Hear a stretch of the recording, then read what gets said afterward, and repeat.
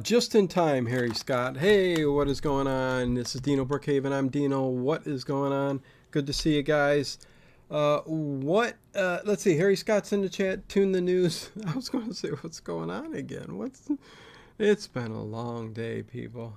Anyways, Andrea Black Roses. Good to see you here. Tune the news. As you've noticed here, Vern, hey, I'm back. Good to see you, Vern. It's been a long time, man. Hopefully all is well. Stephanie Press, good to see you. As you see, I built a little bit since the last stream. I had to because this is going to take forever. I'm on bag 14, and I'm going to show you in a second what I've done, which is quite a bit, actually. I'm on bag 14. There's 18 bags.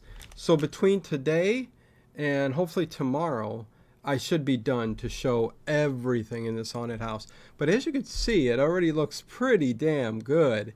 Hello, Red. What's going on? It's me. I'm back. Hello, everyone. Going to be building this to some Rocky Jordan tonight. I'm in the mood for Rocky Jordan. So that's what I'm going to play. D came up with the idea of the board and turning it around. Thank you very much. I bought the board specifically so that I can, when I do reviews, I can spin it around and get good angles, of the inside and the interior and stuff. So I didn't think of using it to actually build on. And D came up with it, and I'm like, it's over there. I'm going to go get it. Since I was live last too, I did an update video, an August update video on the Lego City.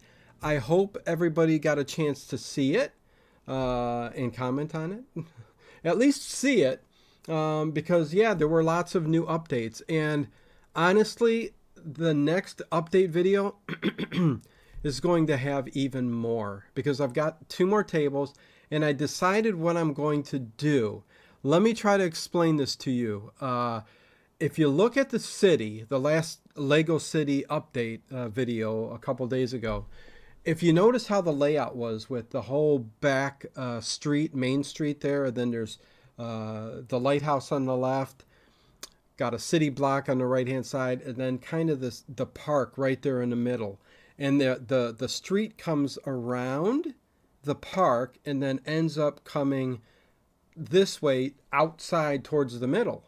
I'm going to take 2 tables that I've got and put together, and they're going right up in through the middle, kind of like a T, so that the street can come straight down the next 2 tables and have houses going, I'm not sure exactly how yet, but down the middle.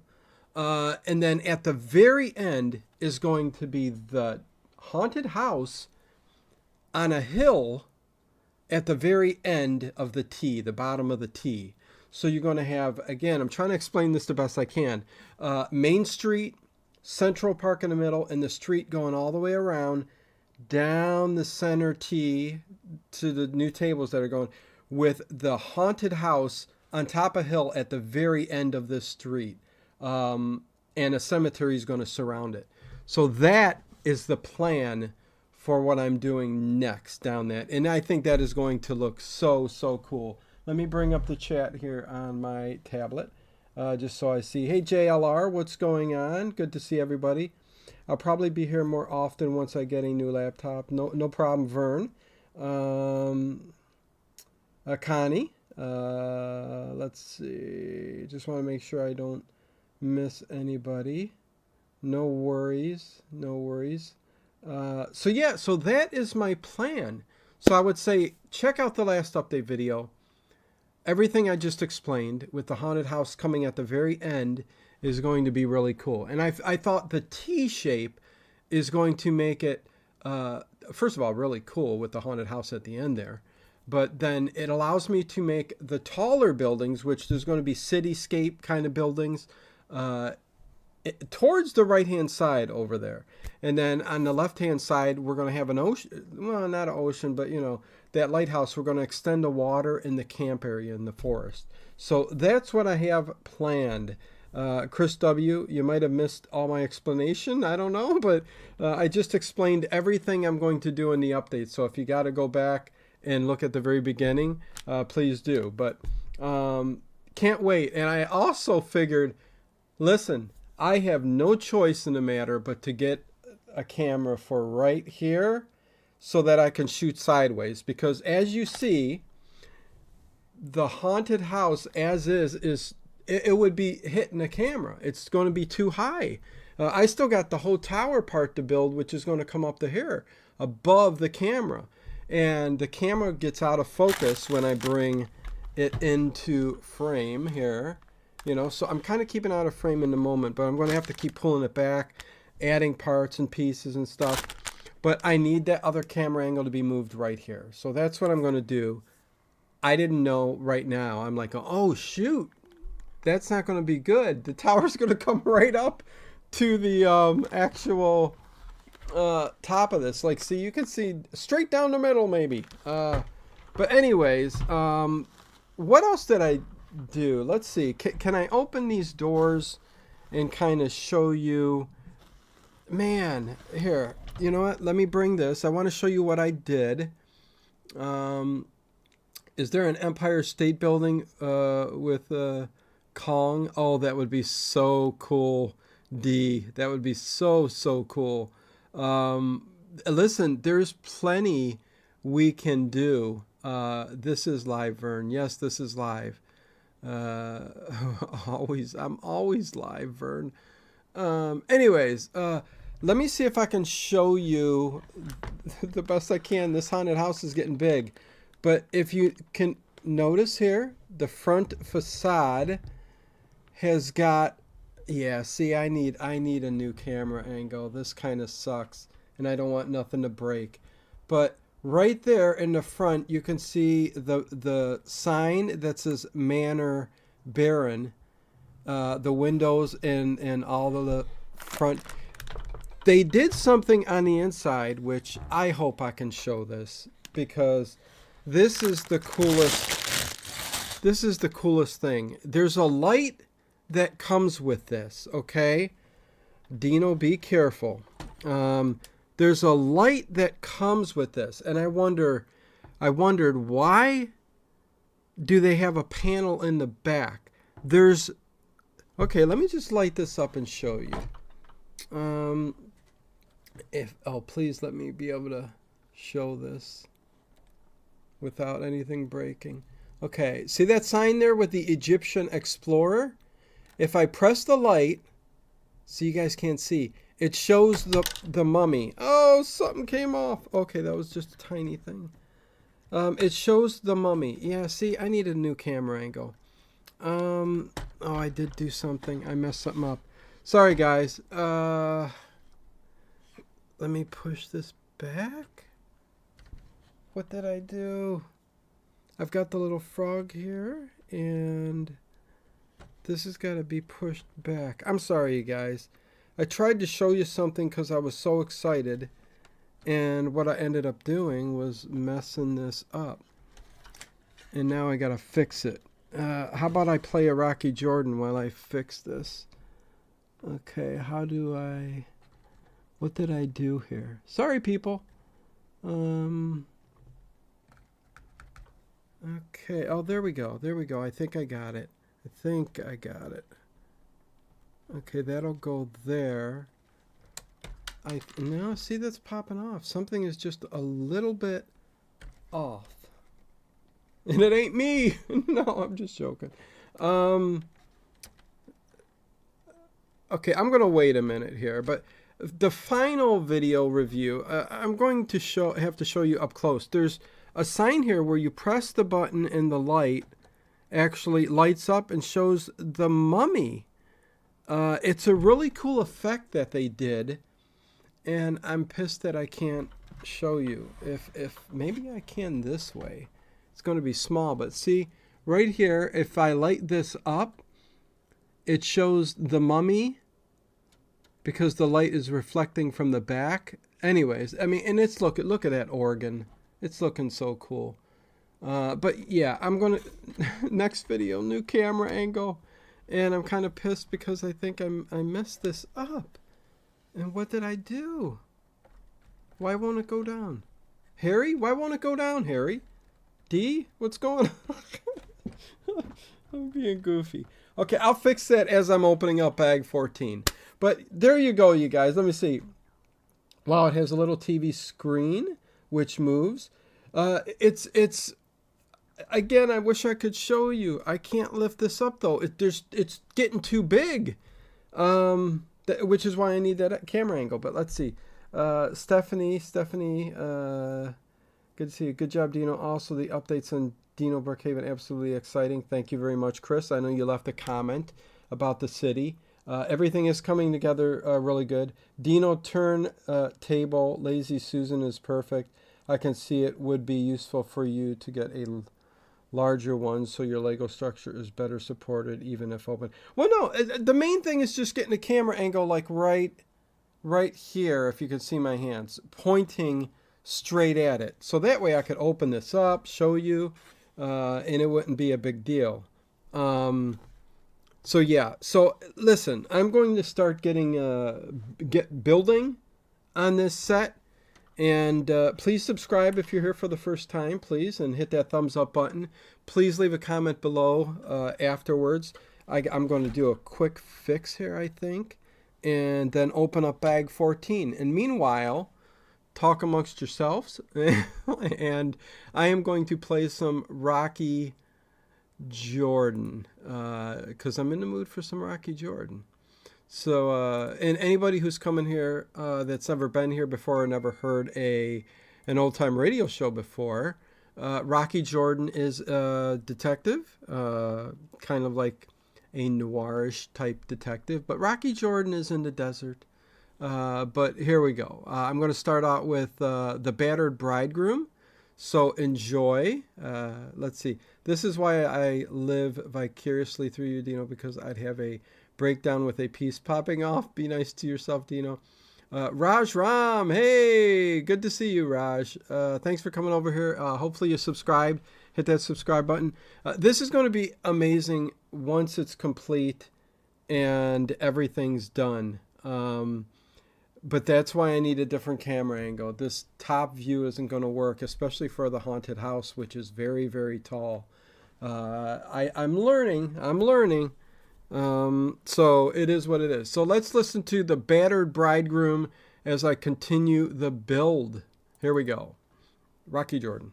Time now for Rocky Jordan. Very underrated.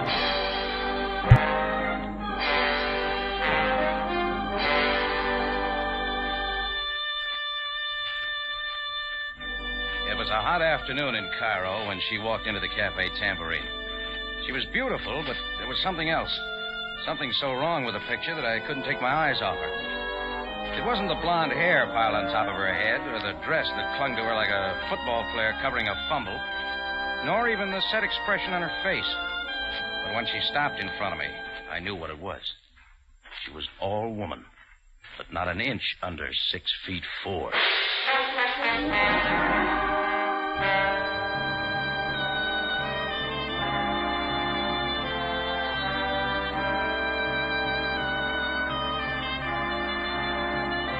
Again, we bring you a story of adventure with a man named Rocky Jordan, proprietor of the Cafe Tambourine in Cairo.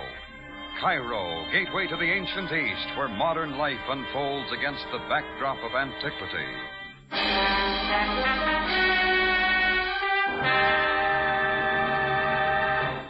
Tonight's story, The Bartered Bridegroom.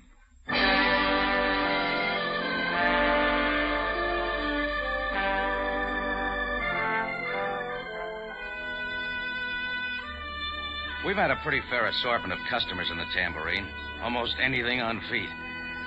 But when I looked up into that icy-faced 6'4" blonde female, I knew we had our first Amazon. You're ready, Mr. Jordan? Ready? You're wasting time, Jordan. I didn't catch the name. Lily Carroll. You're being rude. The face is familiar. Maybe we met in Istanbul. No, Jordan. Alexandria, maybe? The arrangements are made. You're stalling. Look, suppose we take it from the top of the page, Miss Carroll. Naturally, you're interested in the money. This, too, has been taken care of. Now about the ceremony. Ceremony? The wedding. Be there in an hour. What's up, B? Oh, sure. I'll be there in plenty of time. I'm a great believer in weddings. Oh, by the way, who's getting married? I am, Mr. Jordan. To you. Maybe we'd better go into my office. That will not be necessary. Timmy Rogers has made all the arrangements. Timmy Rogers. Now I know we'd better go into the office.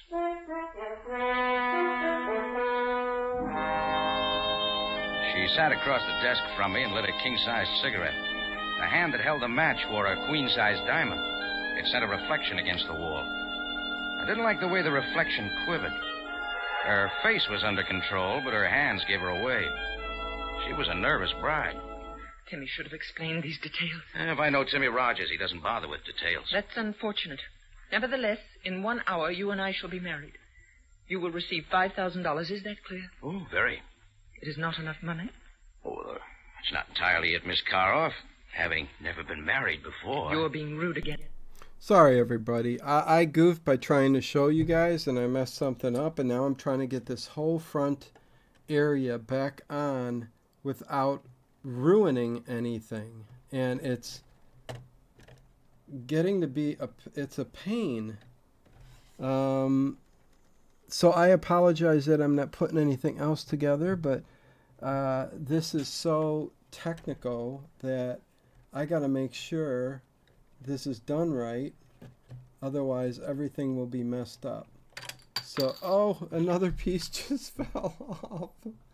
So let me calm down and work on this, fixing this, and then I'll get everything straightened up. So just bear with me, people. Thank you. And hey, Kathy. What's going on, Kathy? And welcome, B. Dot. B. Dot. What is going on? I tried to show everybody the front of this, and I messed up the whole section here, so I'm trying to put it back together. Anyways, much love, everybody. Enjoy the show. Ay, ay, ay. I plan to leave Cairo immediately after the ceremony. Really? Tell me, Miss Karoff, where are we going on our honeymoon? Enough, Jordan. I will not be insulted further. You will receive the $5,000 as soon as I have sold my interest in the Club Fashad. Fashad? Oh, yeah. Now I remember you and Mike Sloan bought that together recently. Yes, but I am selling my interest. What's the matter? Business falling off? No, not business. You see, I'm a white Russian. Certain of my friends have been disappearing lately. I do not wish the same thing to happen to me. I see. But this is not what I came to talk about. Now, the wedding... Look, Lily, I've got news for you. I'm not in the mood for marriage. Your moods do not interest me, Jordan. You are going to marry me. And I'll admit you're more persuasive with a gun. You will not refuse me. Maybe it didn't occur to you, Lil, but you can't marry a dead man. Come on, put the gun away. There are many other ways to make certain you do not back out. Jordan, be at my club in 1 hour. It means your life.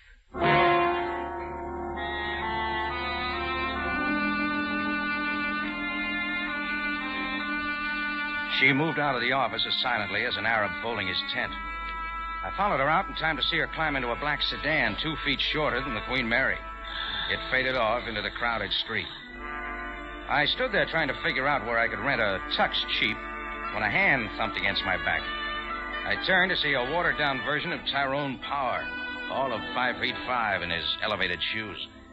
It was none other than the little fixer himself, Timmy Rogers. Rocky, old kid, I just saw her leaving. Congratulations, kid. This makes my day complete. I'm so happy for you, kid. You'll make a lovely bridegroom. Slow down, kid. You're drooling on my wedding suit. What a woman. You're a picker, Jordan, if I ever saw one. Aren't you forgetting one little item? You picked her, not me. A mere formality. Greatest girl this side of Minsk. Well, at least the biggest. But, Rock, kid, for $2,000, how can you miss? It's even less interesting for $2,000. Huh? How's that, Rock? Lily offered me $5,000. Well, what do you know? She really must be scared. Okay, suppose you give me the straight story. Well, Rock, well, I'll tell you. Still listening? Well, look, why don't you and I go into the bar for a drink, Rock, and I'll tell you all about it.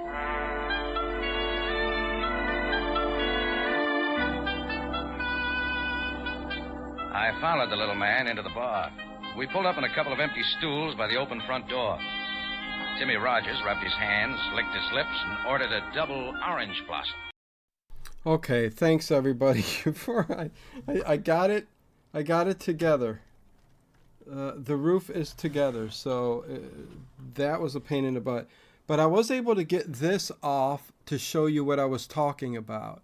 If I push this forward a second, the really cool thing that this does is this sets on... Oh no, well, I can't do that without the light. Okay, so this is a picture, and in this area, which I will be showing you, there's a mummy right there that's in the back, like a plastic piece that's behind this piece. And when the light that I push in the front of this goes on, it actually shows a red mummy there, which is really, really a cool effect. I definitely thought that was very, very cool. I can't show you because I need the camera angle different. But there you go, and I fixed this, and I'm back on the build. So, Rocky Jordan, here we come. Orange blossom for a wedding day, huh, Rock? Now, where was I? You and Lily Caro, remember? Yeah. Well, Sir Rock, it's like this. Lil has a few roulette wheels out in the back room of her joint, as you know. The other night, I ran into as tough a streak of luck as has been seen in Cairo since Happy Harper was picked up for trying to sell some tourists the Sphinx. How much? How much? How much? Well, I dropped $5,000, which it just so happens I couldn't cover at the bank. Mm-hmm. So then came Lily. Yeah. Lily made me a proposition. She'll forget the $5,000 if I marry her. Sure. But it turns out she's looking for an American. She wants a ticket to the USA. Oh, that pitch, huh? Well, can't say that I blame her, Rock. Things can get pretty rough around. Well, I'll tell you this, B. Dot. When it comes to these shows, yeah, it was a different time, a different era, and they spoke differently, and they treated people differently, and there's nothing we can do about the past and the history, and you can't erase that. And why would you want to erase that? You want to know history and how people were treated, what was said, just how things were back in the day. And again, you can't erase history, even the bad stuff. So you have to listen to these shows in context and understand how things were back then and take it with a grain of salt. I mean, unless it was, something super, super violent or horrific, I could see, it'll never air that again. That's just something. But this is in the context of how things were back then. And words were said, and times have changed, and you're not allowed to say, heck, I don't even know what to say half the time. You know what I mean? I don't even know if you're, I don't know what you're allowed to say. But anyways, the shows are what they are. And yeah, you take it, for what it is, good or bad. It's part of history. And these shows are great. Cairo for the wrong... Hey, hold it. Huh? That guy's been staring at me too long. And you know what? I ask a question. Isn't it okay to say Arab? I mean, am I wrong? I mean, people should be proud of their Arabic heritage. I don't know. See, this is why I say I'm confused. He's an Arab. He talks... Yeah, I mean, that's an okay word, ain't it? I mean, I hear it every day. So I'm not sure what you were...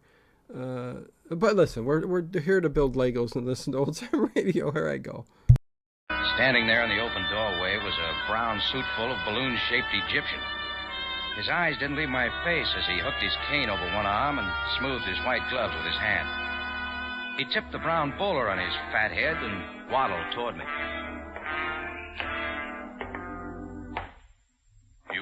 Mr. Rocky Jordan. Yeah? I am Mahmoud Pasha. My card. What's on your mind? I will not waste time. Mr. Jordan, regarding your coming marriage to Miss Lily Karoff. Oh, I suppose you're the bride's father. Indeed, I am not. My affection for Miss Karoff is not paternal. I have come to offer you $10,000 if you do not go through with this wedding. 10? It's the best offer I've had all day. In cash, Mr. Jordan. If it makes you feel any better, Pasha, you can forget.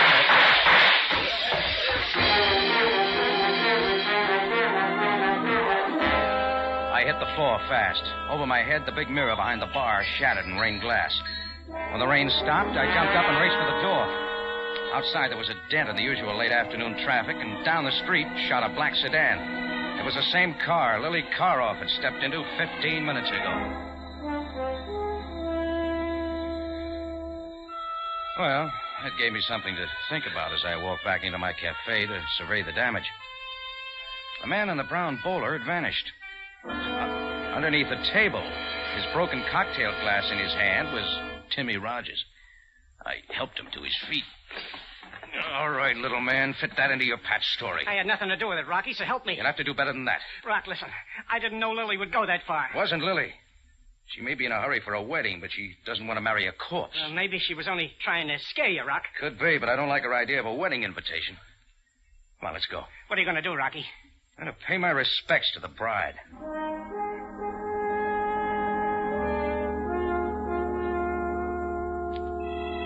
It started with an Amazon looking for a husband, and then a two-bit gambler with a sense of humor. Then in comes a fat man in a brown bowler who wants to pay for no wedding at all. Rocky Jordan, Bartered Bridegroom. I shoved Timmy Rogers into a cab and hopped in behind him. I gave the cabbie the address, Club Facade. 10 minutes later, we pulled up in front of a big streamlined white building. I paid the driver, and we got out. The sign on the door said not open until 7 o'clock. Sometimes you can't believe in signs. Coming down the corridor was a slim, tux character named Mike Sloan, manager and co-owner of the Club Facade. A nasty smile cracked his face. Oh, I'd seen Sloan kicking around Cairo before, and I didn't like him. I like him even less now. Well, Rocky Jordan, congratulations. Listen, Sloan, I didn't come here for Oh, now, don't bother to explain, Jordan. I understand. You, Okay, I know lots of interruptions, you guys. Sorry about this. I'm just... Well, listen, that's what the channel's about. Chat and all that, and while I'm building Lego and listen to old time radio. So on that movie night, we would all watch and chat and have a lot of fun. Yes, yes, yes. I used to... man, that was a couple years ago now, maybe, something like that. If not a little bit later than that. But, yes, I would have Friday nights would be like a movie night. Where, well, Friday or Wednesday. I forget what day I did it. Saturday or whatever. But I would actually show the movie on YouTube, and we would all have fun watching some of these old, classics like House on Haunted Hill and stuff like that. So, yes, I did, and I don't anymore. And there's a good reason for that is because they don't, it's just too complicated. Too many copyright strikes and too many issues with playing movies. So I'm like, listen, it's nice, but if you're a Patreon member or a channel member, we have movie nights on Friday nights anyways, where anybody who's a member, I post on the community page or Patreon, and we all watch movies, movies you can't find anywhere. So it's actually a better thing because I usually pick movies on Amazon that you can't find anywhere else, especially not on YouTube. So, yeah, that's the reason why, and not going to in any foreseeable future. Definitely not going to do that. So, yeah. Anyways, the movie night is generally for Patreon. So, yep, that's exactly what I made it. Allows me to use a platform to stream. Hell, we could watch the new Planet of the Apes movie if we wanted to on that platform because I can stream anything from Amazon or anything like that. So I'm joining Patreon movie nights in September. I'll be hanging with you, Connie and Chris. That'll be awesome. They are fun times. I usually get there a half hour before the movie too, and try to chat a little bit. Not that people don't show up until 8:00 the movie and don't want to hear me talk, but it is. I'm just joking. Sometimes we have fun. Anyways, let me get back to Rocky Jordan. I just put two ghosts together. They kind of look cool. I gave him the spooky face. I could have given him the sad face or the happy face. They got to be sad, right? Spooky ghosts, yeah. All the movie nights are on Patreon. Okay, I will have to get on as soon as possible. Yes, Raj, definitely. I'm not sure yet what I'm going to play this Friday. And Connie also does comedy nights on Wednesday night in her Cosme room. And I post that too. So there's like a comedy Wednesday and a horror movie Friday. Depending. So, yeah. Here we go, Rocky Jordan. At our wedding invitation? Oh, sure. The bride wore a 38. Lily is sometimes a little impulsive, Jordan. After all, no one was hurt. But you'll get a bill for that mirror. We're ready for the wedding. You're wasting time. It's off, Sloan. Couldn't find the right size wedding cake. Rogers, what about that? I thought Jordan was all lined up. I did my best, You're not Mike. backing out of it now, Jordan. Let's go. The bride's waiting. Pack her in ice. She'll keep. I'm out of it. Too easy, Jordan. Not a chance. Just watch me. Rocky, listen, you're making a mistake. You sure are, Jordan. Oh, I see. It's going to be one of those shotgun affairs, huh? Well, I wouldn't want to have to kill you. This way, Jordan. The gun in Mike Sloan's hand didn't move. Well, Vern, I remember you saying this before when you were here a long time ago. Listen, there's plenty of us, plenty of people who are on assistance and, who just are poor or do, listen, I grew up as poor as heck. I'm still, I'm not flowing in money. I'm doing okay, what, lower middle class? Is that where I put myself? Middle class, maybe, somewhere around there? But Vern, it honestly, I know a lot of people go, a buck is a buck, but honestly, I think it's for as little as $1 you can join Patreon and watch the movies with us. $1 a month is not, nothing.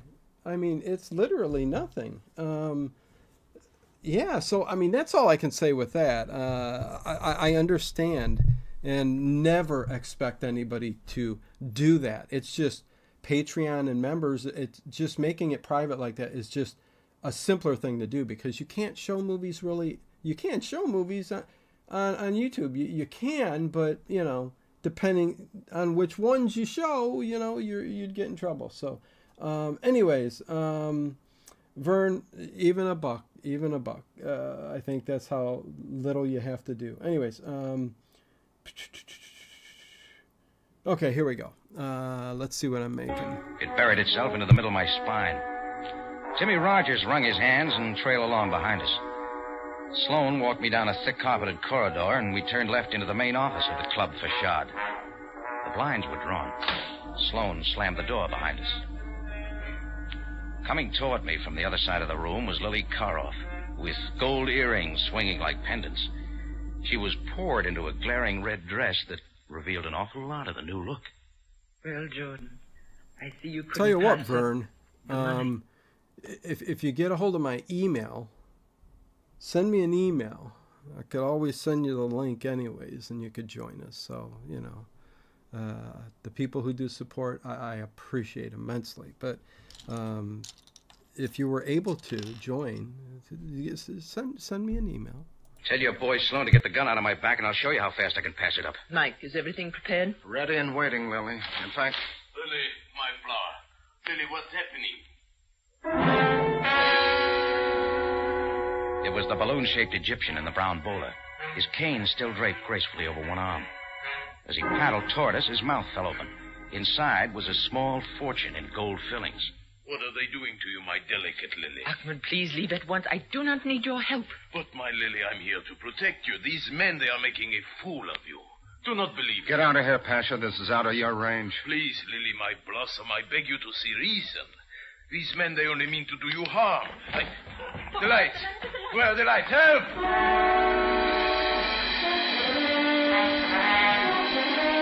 The room was a pool of black ink. I dived for the spot where Sloan had stood with the gun. I felt hot air on my neck and turned. The carpet came up and made a fuzzy pillow for my cheek as everything folded into a nightmare of spinning rooms. And somewhere off in the distance, I heard the toll of wedding bells.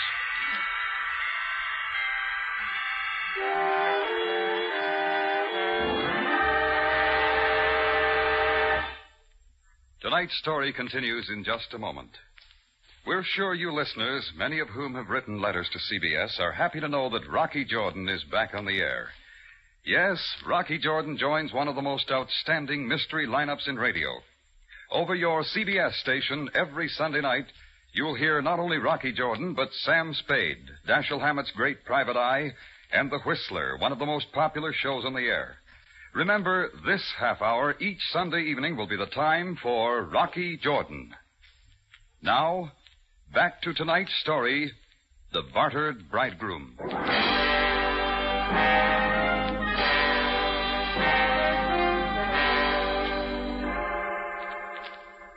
It was still the office of Lily Karoff. I opened my eyes into a stream of water cascading down my nose. It was coming from a big white pitcher. Holding the pitcher was Sam Sabayev, Captain, Cairo Police. Well, Jordan. You know, Jordan, on you, this carpet looks very good. I wish I could say the same thing for my head. What happened, Sam? Nothing unusual for you, Jordan. Only murder. Look, beside you. Lily? Miss Lily Karoff, quite dead. Like a model for a detective magazine cover. Only she is not posing, Jordan. Okay, Sam. Am I booked? Not yet, Jordan. Not yet.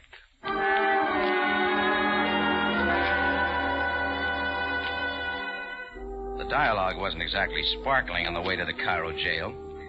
Sam confined himself to a few official grunts, and I sat back and watched traffic. In 10 minutes, we pulled up to a sand-colored building, and Sabaya and I got out.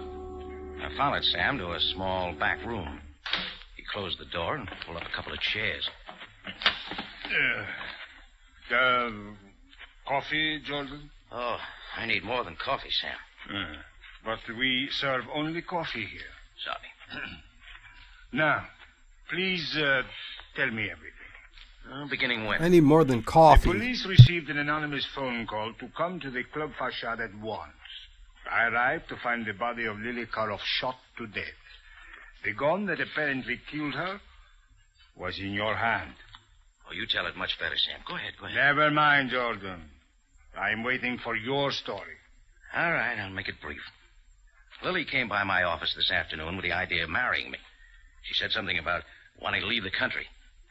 Leave the country? Yes, she's a white Russian, Sam. Mm-hmm. Said certain friends of hers had been disappearing lately.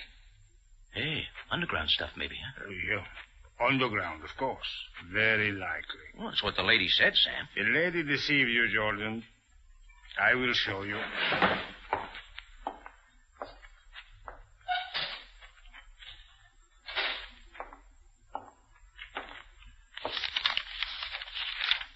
Now, here we are. A complete report on any and all underground activities in Cairo in the past year. Look, not one case of unexplained disappearance, as you call it. Well, Sam, a good job wouldn't leave a case history for the police. Jordan, I'm afraid you have been taken in by this fantastic story. Live and learn. Well, anyway, after Lily, my next caller was Timmy Rogers. He's a small-time gambler. He gave Lily the idea about marrying me. Go on. Then a short, fat man in a brown bowler shows up. Lily's stage door Johnny. He tries to buy me out of the marriage. Jordan, I'm trying very hard to believe you. So then Mike Sloan, one of Lily's boys, shot up my place just so I wouldn't forget. It's my wedding day. All right, I went to Lily's to set everybody straight, and that's where you found me. Jordan, what about this man in the brown bowler? His name is Ahmad Pasha. You got anything on him, Sam? Certainly, Jordan. Ahmud Pasha happens to be one of the richest men in Cairo. Yeah, but... And the most respected. He is a business broker of high reputation. He buys and sells business enterprises. Like, Shouldn't Rocky know Why him? not? Jordan, you are beginning to waste my time. It is not likely that you killed Dilly and then struck yourself on the head. Therefore, I shall release you with the usual warning. Jordan, do not... Oh, not again, Sam. I've heard that speech before. No, I'm not leaving Cairo. I like it here.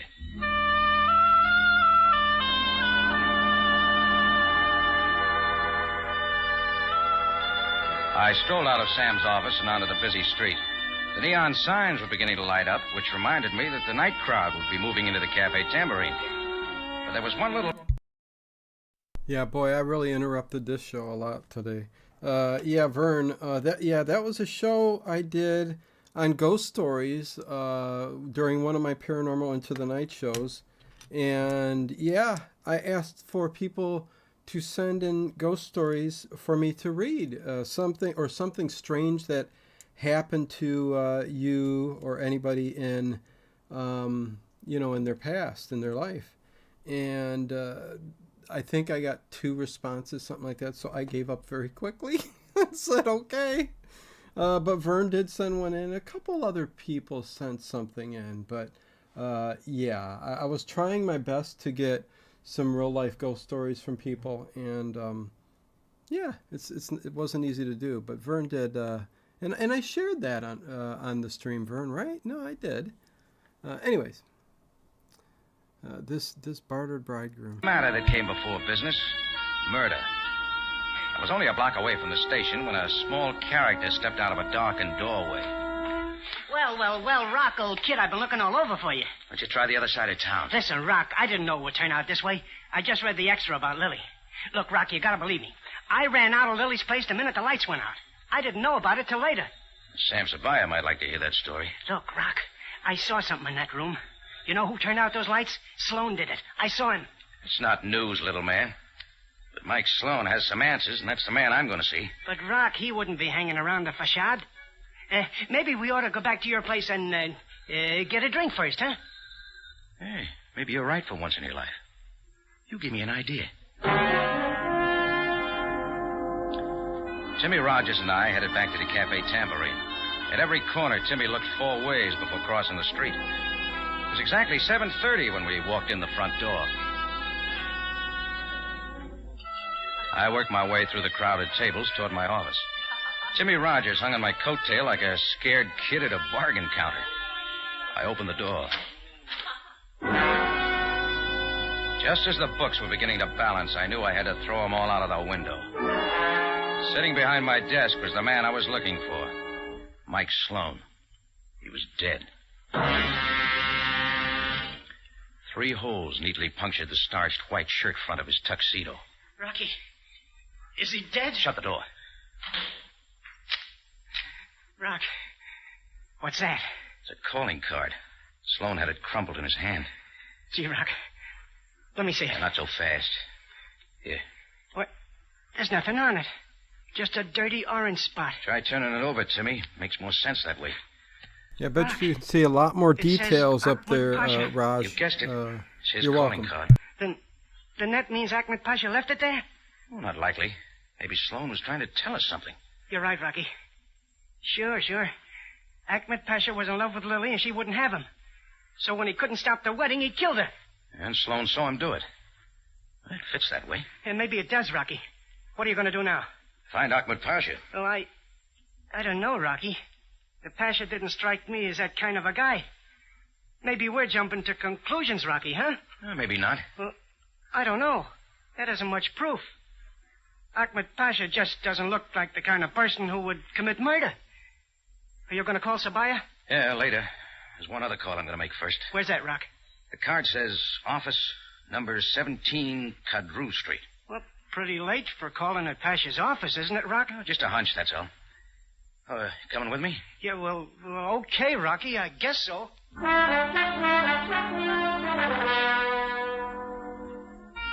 We ducked out the alley door. Down the street, we hailed a taxi and gave him the Pasha's address. As we weaved through the night traffic, wheels in my head ticked along with a cab meter. Everything added up like a traveling salesman's expense account. It fit now. I wouldn't be throwing any more books out of the window. There was a light in the office front as the cab pulled over to the curb.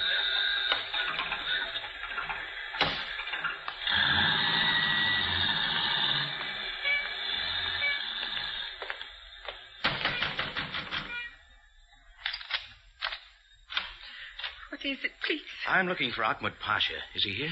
It's rather late. No, he's not in. Do you mind if we step inside? Well, very well.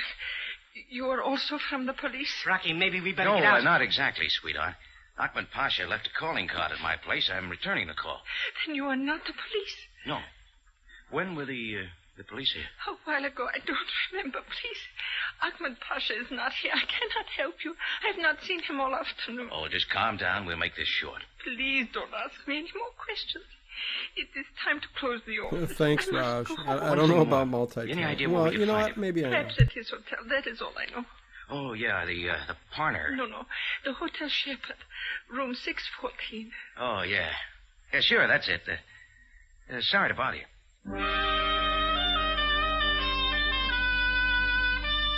I watched the girl bolt the door behind us and pull the curtains. So Sam Sabaya had paid his respects to the Pasha after all. Didn't look like his luck was any better than mine. Timmy Rogers had something in his mind. It's this way, Rock. The Pasha shows up in your cafe and I get shot at. Then he comes to the wedding and Lily gets killed. You know, Rock, I don't think I'm in a hurry to meet that Pasha again. See what you mean. Look, Rock, why not let Sabaya handle it? If you go up there to Ahmed Pasha's hotel, you don't know what might happen. Timmy, I think you got something there. Maybe it would be a nice idea to have Sabaya along. Sure thing, Rock. That's playing it smart. Oh, come on, we're wasting time. And not we, Rocky.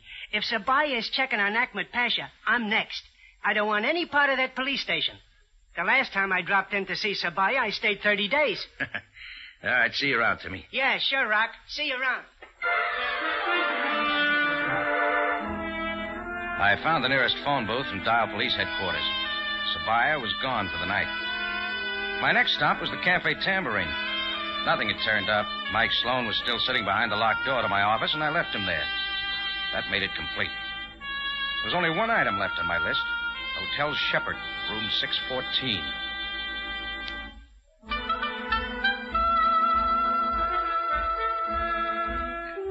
The lobby of the Shepherd was teeming with the tourist trade.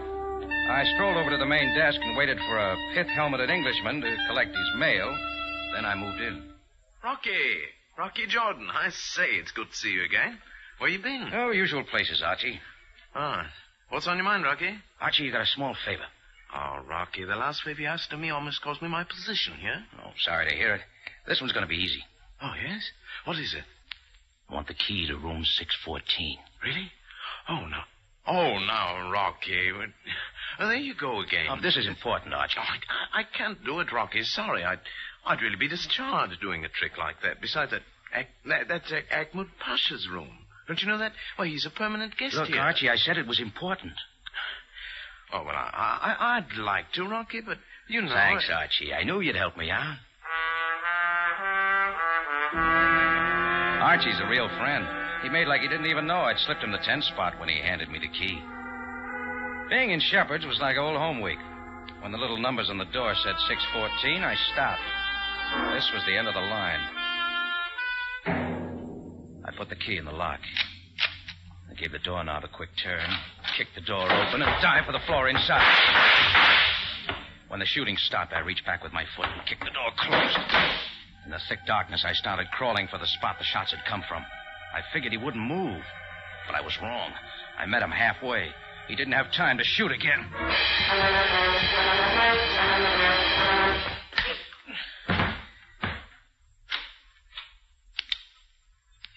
The lights came on, and in the doorway stood Ahmed Pasha, all cane and white gloves, the brown bowler resting neatly on his round head. What is the meaning of this? I done time for the shooting. Maybe you'd like to meet the man who murdered Lily Karoff. Take a look.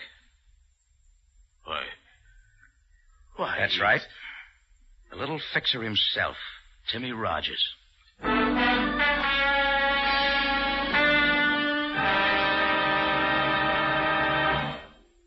Rocky Jordan will be back in just a moment. Now, a note for you listeners. Remember, Rocky Jordan has joined one of the most outstanding mystery lineups in radio. Over your CBS station every Sunday night, you'll hear not only Rocky Jordan, but Sam Spade, Dashiell Hammett's great private eye, and The Whistler, one of the most popular shows on the air. Remember this same time, each Sunday night, for Rocky Jordan. Now for the ending of tonight's story.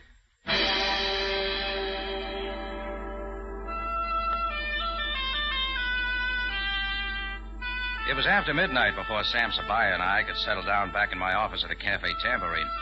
They had taken Sloane's body away, and as usual, Sam wanted details. Now, Jordan, about the Pasha's calling card. I found Sloane dead with a card in his hand. It was Ahmed Pasha's, all right, but on the back there was an orange spot. The Pasha's too neat a guy to be passing out soiled calling cards. Besides, the color of the spot struck me. Where would you pick up an orange spot? Well, I haven't the slightest idea. That's because you don't drink, Sam. Ever hear of a cocktail called an orange blossom? They're real fancy things made with orange sherbet and gin. What has this orange blossom to do with the calling card? Timmy Rogers was drinking one this afternoon when my bar got shut up. He must have picked up Pasha's card off the bar after the shooting. What he didn't notice was that a little of his own drink had spilled on it. Then he deliberately left the card in Mike Sloane's hand after killing him. Sure. Timmy had it all set for Ahmed Pasha, till I made him think Pasha knew something. That's when he got scared. He waited for Pasha in his hotel room, and when I came in, well, you know the rest. He fired at a swinging door. So Timmy killed Lily and then Mike because Mike had seen him do it. Fun The hole. whole scheme was simple, Chris. Sam. It was Timmy's idea to set up the phony White Russian scare. That was to get Lily out of town so he and Mike could take over a money-making nightclub. They were going to buy her out for almost nothing. And at the same time, Timmy could square the $5,000 he owed the club. A good scheme it was, too, Jordan. Except that Timmy Rogers lost his head and killed Lily when Ahmed Pasha threatened to expose them. Ahmed Pasha must have loved Lily very much, Jordan. Lily. His little flower, Do not make fun of his love, Jordan. Love is a serious business. I guess I wouldn't know, Sam. I guess I wouldn't know.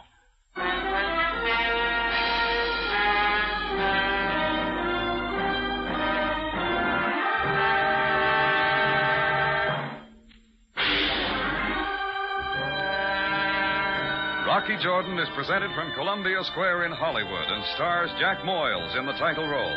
Tonight's story was written by Gomer Cool and William Frug, produced and directed by Cliff Howell, with original music by Milton Charles. This is CBS, the Columbia Broadcasting System.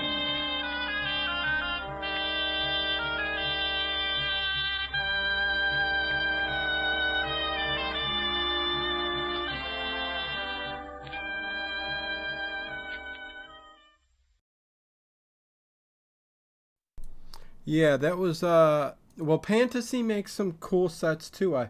The Fantasy sets were the bakery and the Sherlock Holmes modular building. The Fun Hole was the Western Saloon, which looks awesome. I have it over there. Eventually I'm going to do a full video of the entire room, the display pieces, the Dark Tower, the Rivendell, the Western set. But it all takes time, that's for sure. I did just get in the mail the Susan's Antique Store by Funhole that comes with lights and all of that. So that is pretty cool. I am looking forward to putting together the antique store. And I'm not sure if I'm going to do that next or not. Yeah, I'm not sure. I might do Susan's Antique Store, I'm not sure. Let's see, Raj, by the way. Yeah, and you know what? I appreciate the kind words, Raj. I mean, again, that's what this all started out 5 years ago, whatever, for people, who need,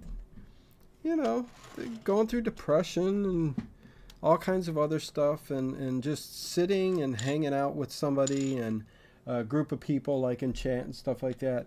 Always... It's a good thing, right? I mean, it helps some people, A lot of people need that.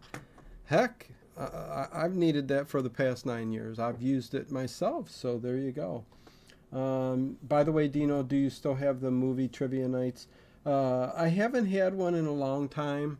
I kind of got burned out, Raj, but I am looking forward to doing some more stuff on Saturdays. Okay, so whether it's trivia nights or something along those lines.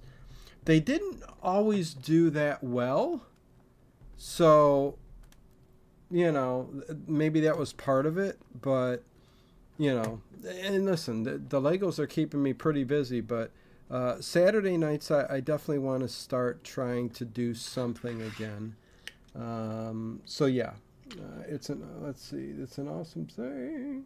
I agree, Chris W. I love tanks and more polished. I'm trying to keep up with what you guys are saying here. Yeah, you know, appreciate you guys all hanging out and listening to some shows while I build this. So I really do appreciate that. I've got 2 more sides to put on this tower, and then the tower will be done, and then I'm on to bag 15. I'm not sure what's next, but we're really just building this top of this tower here. And then we should... and the elevator that's going to drop from the top all the way down through the mechanism. So there is that. Anyways, let me see. Let's play. And hopefully you guys are getting a good enough angle of me building, because this camera just, it's not cutting it. At least you can see me put this stuff together, but it's not cutting it for watching this. That's why I need a new angle. But anyways, another Rocky Jordan, and I'll try not to interrupt as much this time. If I do, I do. Strangers 3. Let's play Strangers 3, Rocky Jordan. Here we go. Time now for Rocky Jordan.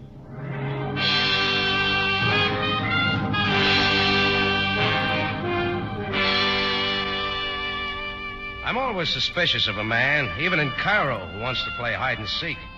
Especially when he's a total stranger. Well, this fellow in a felt hat and tweeds had been shadowing me for too long. So finally, around 10 o'clock, I left the Cafe Tambourine, figuring that before the night was over, my shadow and I would be properly introduced. Well, before it was over, I met a lot of people. Living and dead.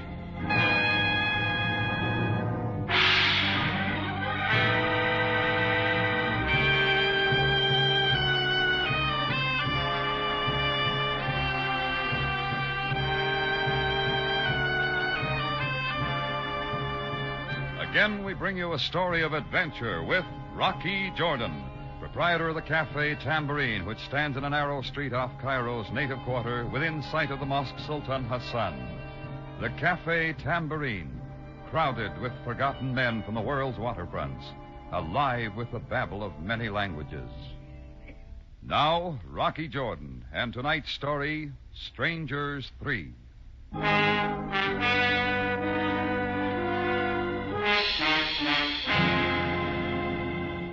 I made a dry run down the boulevard Bakil, and sure enough, the stranger in felt hat and tweeds was still following me. I headed south, away from the crowds. He was right behind me like the back hump on a camel. I picked a nice dark alley for our meeting and faded into a doorway. I didn't have to wait long. As he came by, I grabbed for him. Mr. Jordan, stop it. Who are you? What do you want? Take your hands off me, Mr. Jordan. You've been tailing me all day. Why? Only for an opportunity to talk with you. This is a very personal matter. All right, from the top of the page, mister. And start with your name. Feder Brahms. I'm delighted. Now, just what do you want? After I explain, you will understand why I did not wish to show myself. You see, I knew you were a good friend of Angus Morgan. Angus Morgan? You and he were once partners in Istanbul, I believe. Well, what about it? Mr. Jordan, I've been trailing him for over a month. Well, then stick to him. Why trail me? A short time ago, I lost him. But I have reason to believe he is now in Cairo. At first, I hoped that you would unwittingly lead me to his hiding place. Perhaps even your Cafe Tambourine. Want to stay with that story or try another one? Mr. Jordan, would $500 be a decent sum for Angus Morgan's address? You can have it for free. Angus Morgan's been dead for 3 months. Now, you take it from there. $1,000 then? Look, I'll play it once more. Angus Morgan is dead. Not dead, my friend, but very much alive. All right, let's say I buy your story for the moment. Why is Angus's address worth all that dough? You are very cute, Mr. Jordan. Well? You have the dough with you? Certainly not. It's hardly the place for a financial transaction. Shall we say your cafe in 2 hours? Let's say that. I'll have the money there. You will carry out your part of the bargain? I didn't make a bargain. I think you will. In 2 hours, Mr. Jordan. At the Tambourine. I watched Brahms fade off up the street and then detoured by way of the Cairo News Gazette. It was true. Angus Morgan and I had once been partners in Istanbul. Only Feder made one mistake. Angus and I were not friends, not even poor ones.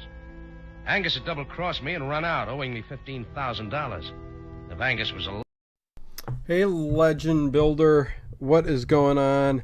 Good to see you. Hi, what are you doing today? I am doing the Lego Haunted House. I'm on bag 15 coming up soon here.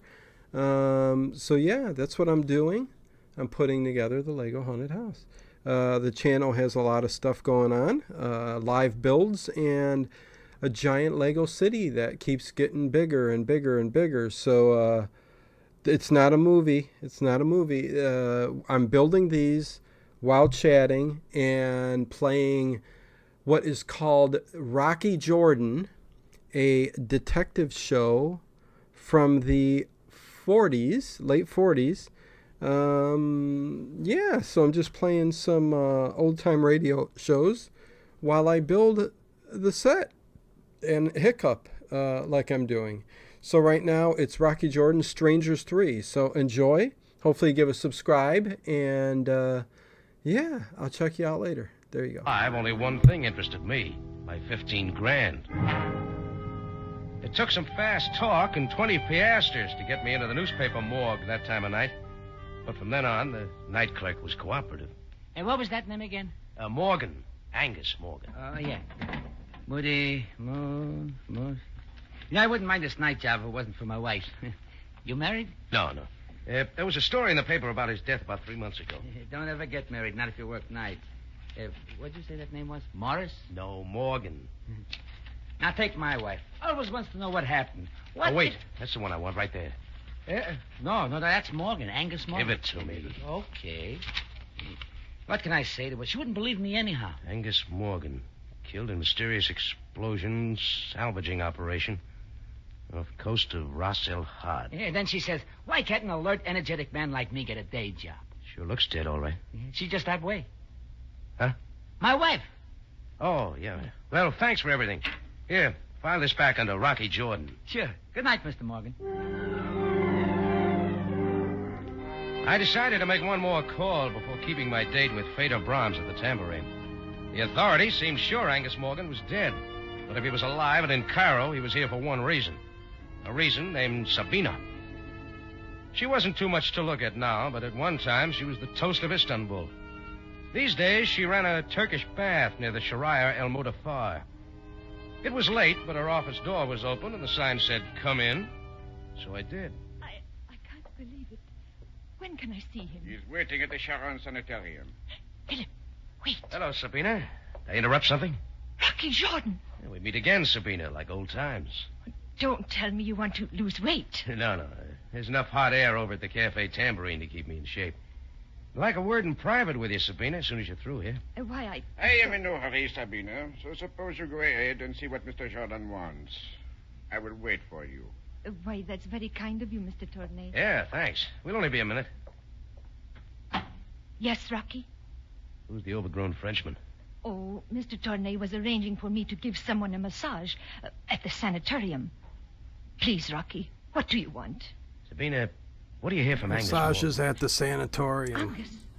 What are you talking about? You know I've got a hunch he's alive. What kind of a cruel joke is this? I got reasons for believing it. Rocky, I know how you hated Angus for double-crossing you. What good can this do you?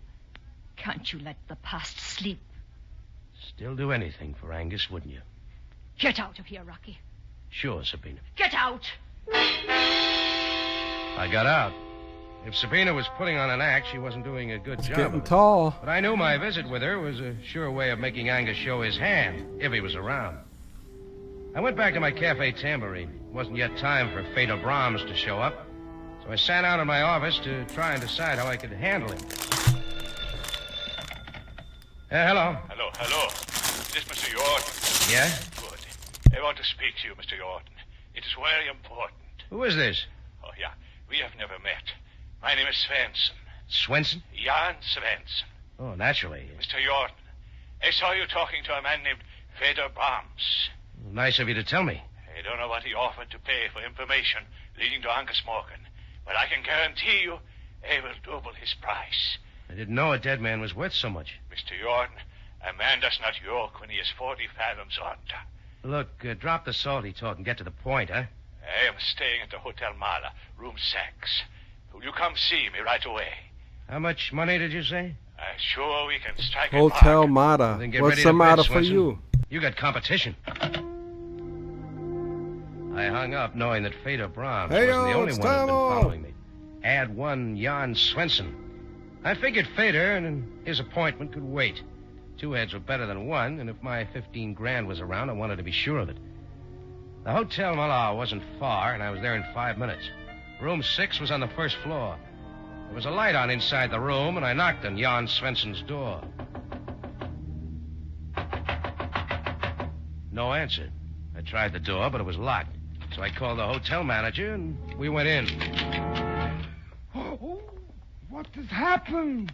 That bed does not belong in the center of the room, and the dresser upside down. Looks like somebody went through here with a bulldozer. Oh, there has been a fight. But Mr. Svensson's clothes are still here. Yeah, a few of them. Yes. Oh, what are these? Oh, heavy rubber gloves, like a deep sea diver's, maybe. Nice and new. Oh, this is terrible. Dust all over everything. Yeah, even the phone. We must call the police. Yeah, do that. I left the hotel manager wringing his hands and got outside. I checked my watch. It was time for my date with Feder Brahms at the tambourine. And this Kind time of a I really had boring, some questions. just building walls here. As I One turned to more go, high I wall. felt something tugging at my coattail. It was a small native boy. He handed me a white envelope and dodged away into the crowd. I opened the letter, and it read, Mr. Jordan, before you see Angus, see me. I will meet your price. Signed Captain Morey. Address 62 Fernier Road. It looked like time for me to tally the score. First on base was Feder Brahms. Next, Jan Svensson. Now coming up to bat, Captain Morey. I figured that Feder could wait for me at the tambourine, and I caught a taxi to 62 Fernier Road. It had all the earmarks of a sedate rooming house. The skinniest woman I've ever seen opened the door. I'm Mrs. Phipps. May I help you? Yes, I'm Rocky Jordan. Shh. You'll have to keep your voice down. My guests have been asleep for hours. Oh, sorry. Captain Morey's expecting me. Captain Morey? You don't say so. Well, I can't imagine... Look, I got a letter from him. Shh, please. I've got to see him tonight. I'm so angry I could scream. It couldn't have been 10 minutes ago. He skipped out via bag and package. Out the window, if you please. And not paying me 1 cent for his board and room. Take his clothes with him? Yes, everything except these awful rubber boots. Here, you can have them. Forgot his sea boots, huh? Better give them to the police. The police will be here. I've already called them. Oh, just one more thing. What did Captain Morey look like? Simply horrible. Grotesque and horrible. Oh, thanks. Shh. I left Mrs. Phipps standing there, a big new sea boot in each hand, and moved out onto the dark street. I got to the nearest payphone and called Chris at the tambourine. He said nobody resembling Feder Brahms had made an appearance there. We were both late for our appointment. Now, there was something else in my mind as I left the phone booth. I wondered if my visit with Sabina was going to pay off. And then it did. The shots were wild, and there were holes in the wall all around me. I dropped to the ground, rolled up in a dark corner. The guy with the gun must have thought he got me because he took off down a side street. He was big, but he ran like a scared gazelle. I was up and after him, but when I got to the corner, he was out of sight. I let him go. Anyhow, I had one answer. The seed I had planted with Sabina had finally blossomed.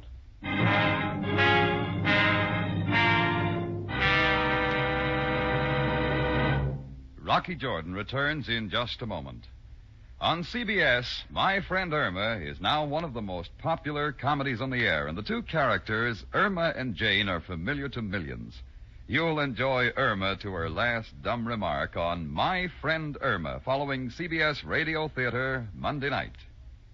Now, back to Rocky Jordan with tonight's story, Strangers 3.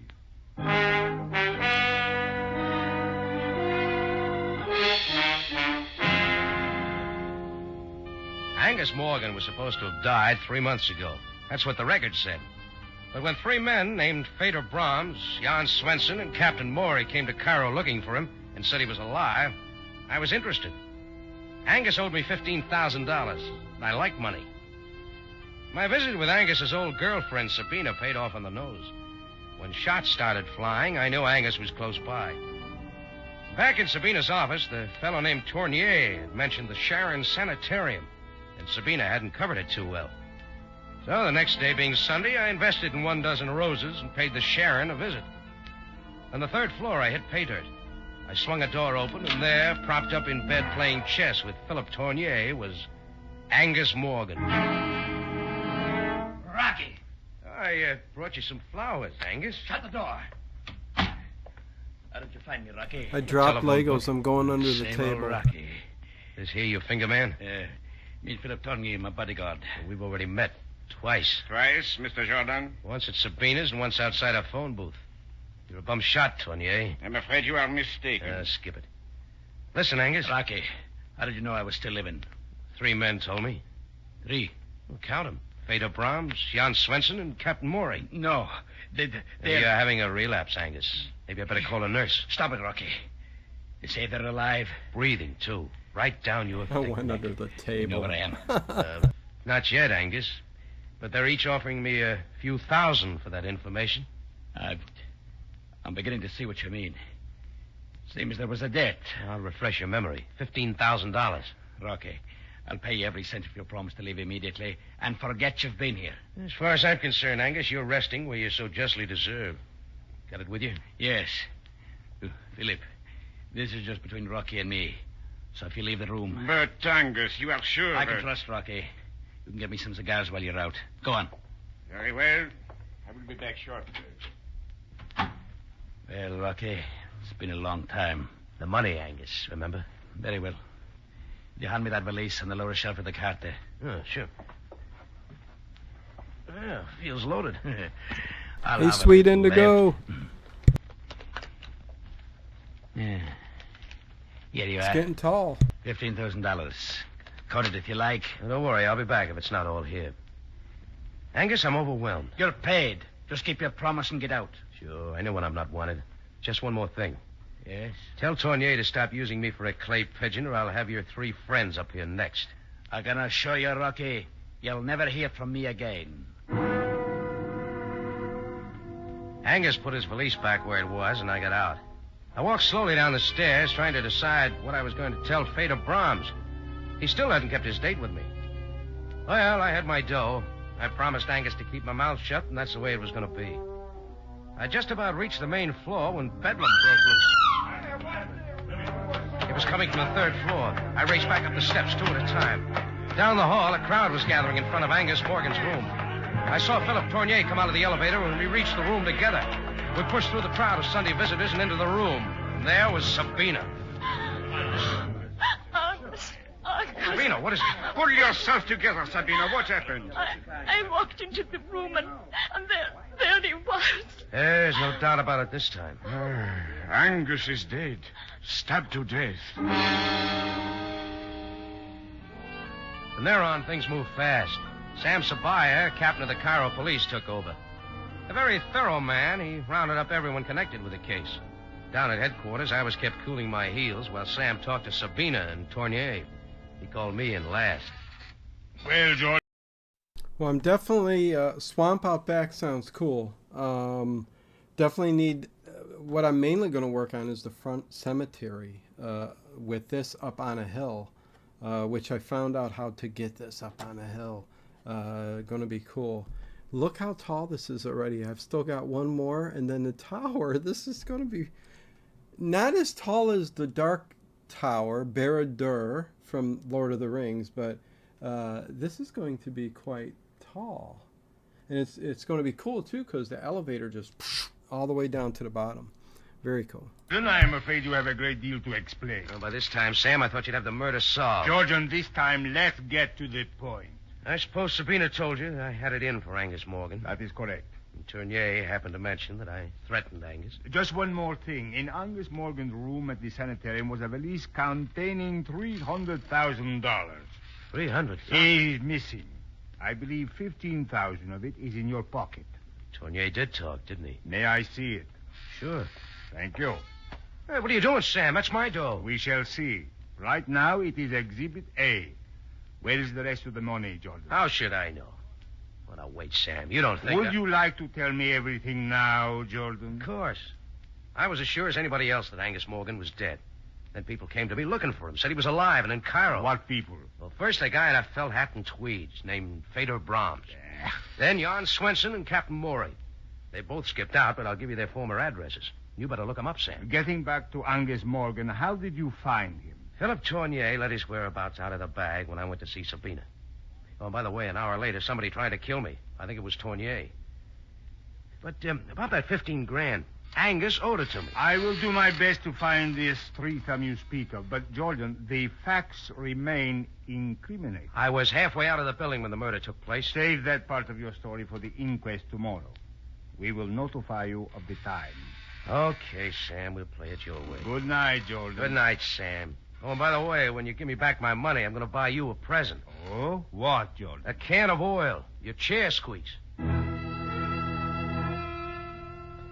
I went out into the street, and when the air hit me, I knew I was sweating. If we were all released, that meant Sam was playing cat and mouse with us. And everything pointed in my direction, much too conveniently. I had to act quickly while I still had a few hours of freedom. I had a hunch the police were following me, but I didn't care. I had nothing to hide. Sabina was first on my list. She took my bait once before, and she might again. When I reached Sabina's Turkish baths, she was already there. Rocky, what are you doing here? Who let you in? I've got to talk to you. Haven't you caused enough trouble? Leave me alone. Who's Fedor Brahms? Jan Swenson, Captain Morey. Why don't you ask Philip Tournay? I will. Where is he? He's staying at an apartment over the open-air market on Faran Street. Oh, thanks. I got a good hunch who killed your boyfriend, Sabina. Maybe you have, too. Who did it, Rocky? That's what I got to find out, Sabina. Or I may be next. I went to the open-air market on Faran Street. Philip Tournier's room was on the second floor. I knocked. When he finally opened it, he was either out of breath or awfully scared. Jordan! I'm coming in, Tournier. Yes, of course. I thought you were in jail. Oh, weren't we all? There is a policeman watching my apartment? 2 of them now. 1 for each of us. I'd start leveling with me, Tournier. You tried to kill me last night, didn't you? I could have, Rocky, but I shot wild, purposely. I was Angus Morgan's bodyguard, not his finger man. When did Sabina arrive at the sanitarium Sunday? I do not know. You ever hear of Fedor Brahms? Why, I have never seen him. Well, try these for size. Jan Swenson, Captain Morey. Angus, Fedor, and Swenson hired Captain Morey's boat. They salvaged an army payroll from an American freighter that had been sunk during the war. Where? Off the coast of Ras El Had. The 4 of them were supposed to split the money between them. Knowing Angus, he changed his mind, wanted all of it. That is right. After they had hauled up $300,000 of the money, Angus sneaked off the boat, leaving a time bomb behind. Everyone was reported missing at sea, including Angus. Well, they're not missing now. They're in Cairo. They will kill me. Yeah, thanks, Connie. The thumbnail for overnight is pretty scary and spooky. I'm behind the tower now. Pretty scary and spooky. CBS Radio Mystery Theater on the Late Late Horror Show. Timestamps, so they're all there. And Vincent Price overnight last night. There was a little flub in the morning. I'll leave it at that. But the timestamps are in there for Vincent Price too. Yeah. So, anyways, and I got to put the panes of glass in there because, you got to keep the cold air out and the hot air in, and whatever. Sure, if you took the $300,000. But I did not. What can I do? Just sit tight and don't talk to anybody. especially not to Sabina. Tournier was halfway to his phone before I got out the door, but I didn't mind. At least now I had something to work with, if I could believe anything he said. I went out onto the street wondering if I'd ever see Feder Brahms again, or Svensson, or Captain Maury. Why would anyone kill Angus, take the money, and stay around Cairo for the police to get at? I stood there trying to figure my next move, and then it was figured for me. The door of a car waiting at the curb swung open. Get in, Jordan. Feder Brahms. Sure I'm not intruding. Get in, I said. Okay. Take that shiny cannon out of my I know, face. I'm It hurts hidden my by eyes. the large I may have to use haunted it. house. Yeah. I want that Oh, well. $300,000, I'll Jordan. scoot over. You haven't got it? No. And I want every cent of it. Tell me something, Feder. How did it happen Angus Morgan didn't kill you like he planned? Perhaps I knew him too well. We were on the salvage boat, all four of us, lying 2 miles offshore.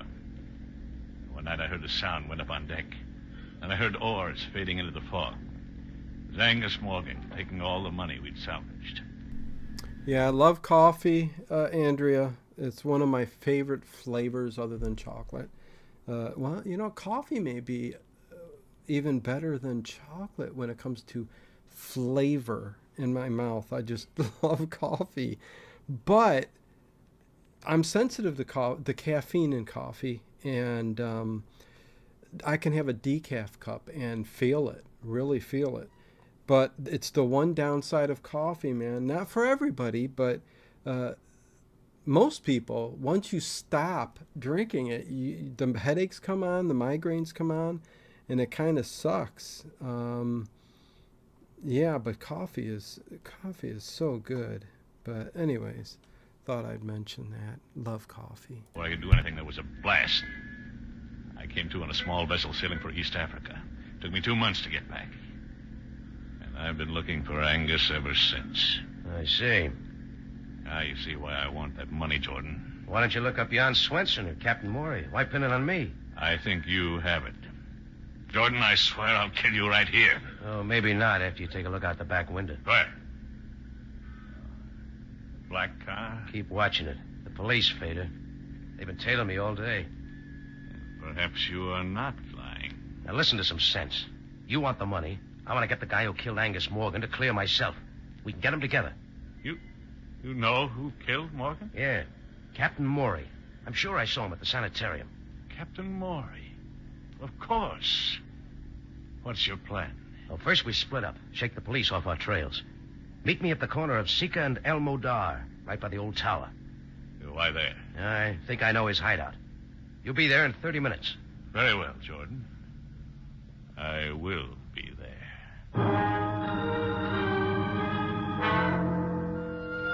I waited till Feder Brahms drove off around the corner. Then I got to a phone, called Sam Sabaya. It wasn't long till Sam's sleepy voice came on. Sabaya speaking. Listen, Sam, I think I got your man. You got what is this? Captain Maury. If you'll be at Sika and El Modar in half an hour, I'll produce him. Jordan, go home and go to bed. Sam, listen to me. But I am glad you called, though. The inquest will be tomorrow at 11. Will you be there, or should I send an escort? Sam, I told you where to be. Now, don't let me down. Good night, Jordan. Listen, Sam. Sam! Okay, I'll go it alone. Sam was in no cooperative mood, but it was too late to change my plan now. My watch said 11 o'clock. That meant I had just 12 hours to dig up somebody to take my place at the inquest. I walked the whole way to our rendezvous spot, through the twisting, narrow streets that led to the old tower, a familiar, dismal landmark in the lower quarter of Cairo. I finally stopped at the tower. No one was there, but I was a couple of minutes early. Laughter sounded from an upper window across the way. It stopped, a light went out, and all was darkness and quiet. I leaned against the wall and waited. Once I thought I saw a figure in the shadows. I glanced back, and it was gone. Shadows play tricks sometimes. Then I heard it. A quick rustling motion that resolved into a figure as I turned. I felt it coming, but I was too late. Pain stabbed my right shoulder. I tried to move, but the knife had me pinned to the wall. Through a blinding fight to keep my senses, I heard a confusion of sound. A pistol blazed almost in my face. And everything mixed into a whirlpool of shouts and footsteps and went spinning off into nothing. With Rocky Jordan right in the middle.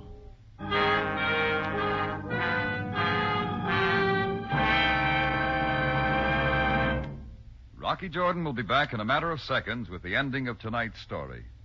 Here's a mic memo from CBS for Monday night listening. The Foxes of Harrow comes to you Monday night on CBS Radio Theater with lovely Maureen O'Hara and John Hodiak. Don't miss The Foxes of Harrow, CBS Radio Theater, Monday night at 7 in California and 6 elsewhere in the West. Now back to Rocky Jordan for the ending of tonight's story.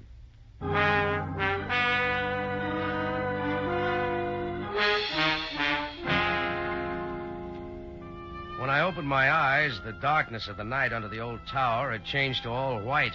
White walls, white sheets, white bedshirt. The sun was coming in the west window, and seated beside my bed, looking me over like a hound looks over a fresh bone, was Sam Sabaya. Well, Jordan, you missed the inquest. Oh, you're breaking my heart, Sam. Where am I? In the Sharon Sanitarium. Oh, Sharon again. Why here? We thought you might feel right at home. Well, I'm not. Ooh. What happened? Only a knife wound. Your shoulder will heal. You were more fortunate than Angus Morgan. Yeah. Then all that shooting was the police. Sam, I thought you weren't coming to the party last night. Oh, Jordan, you were wrong. Hey, Lizzie, what's Fedor going on? Brown Good to is see you. now in the Cairo jail. A little worse for the wear. Okay. Now, Sam, when do I get my 15 grand back? Remember? Exhibit A? Jordan, you promised to lead me to Captain Maury. Where is he? In jail. Captain Maury, Jan Swenson, and Fedor Brahms. They're all the same man. Oh. It's no wonder we couldn't find the other two. When did you know this? I should have known from the beginning. Fedor was too elaborate with his plans. I figured he invented the other two to keep me on my toes, make sure I didn't lose interest. Mm-hmm. And if a murder rap came up, the police would be out looking for Swenson and Maury. Dead men. But, Jordan, that is hardly proof. No, I wasn't sure till Fedor Brahms came to me and demanded the money. I told him to ask Swenson and Captain Maury, but Fedor didn't bat an eye. Why? Because he knew they didn't exist. No doubt they were actually killed in the salvage boat. Sure. So when I told Fedor I'd produce Captain Maury, he knew I was lying. He decided it was time to get rid of me. Just one thing I don't understand. Sam, about my 15,000. What don't you understand? Well, if Fedor Brahms killed Angus Morgan and took his money, why didn't he get out of Cairo? Now, very good question, Jordan. Brahms has confessed to the murder, but he did not get the money. What? Sabina came into Angus Morgan's room too quickly after the murder. In his haste to escape, Fedor left the very thing he was after. Then he really did think I had it. Oh, but where is the money? But that is a very strange thing, Jordan. After we brought you back here last night, the money was found in the third floor laboratory. How it got there, I don't know. Sam, of course. Angus set the money satchel on the lowest shelf of that little cart the nurses wheel around. It was still there when she wheeled it out. Ah, I see. Perhaps during the confusion after the murder. Well, that about settles everything. Oh, no, Sam. What about my 15 grand? My dough? Well, you see, Jordan, there will probably be an estate. You will have to put in a claim for it. Well, of all the... Hey, nurse! Nurse! Jordan, can I get something for you? Yes, Sam, a first-class lawyer. Calm yourself, Jordan. You will get your money. You always do.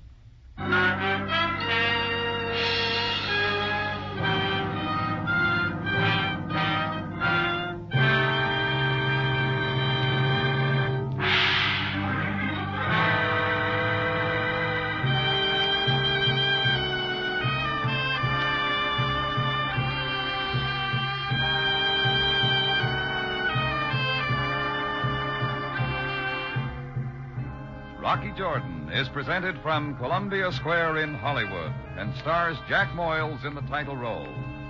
Tonight's story was written by Bernard Girard and was produced and directed by Cliff Howell with original music by Milton Charles.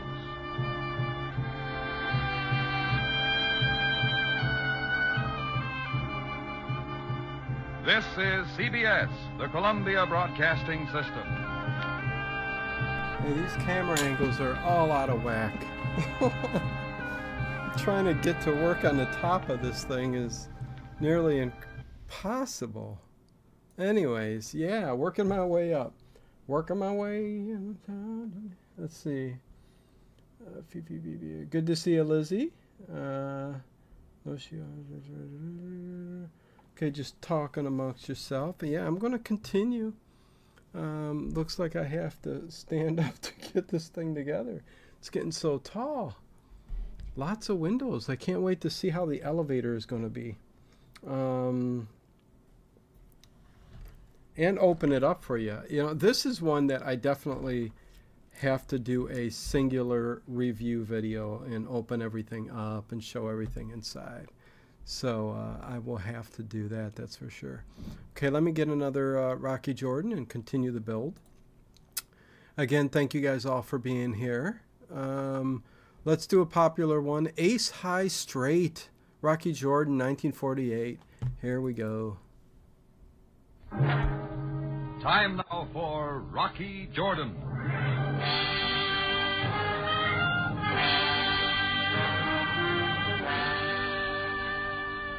There's nothing I like better than a good game of poker.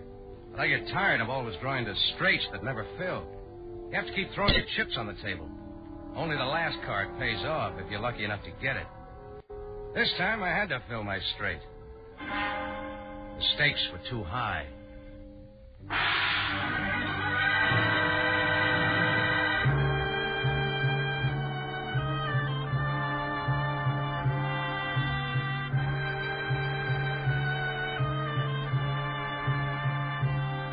Again, we bring you a story of adventure with Rocky Jordan, proprietor of Cafe Tambourine, which stands in a narrow street off Cairo's native quarter within sight of the Mosque Sultan Hassan.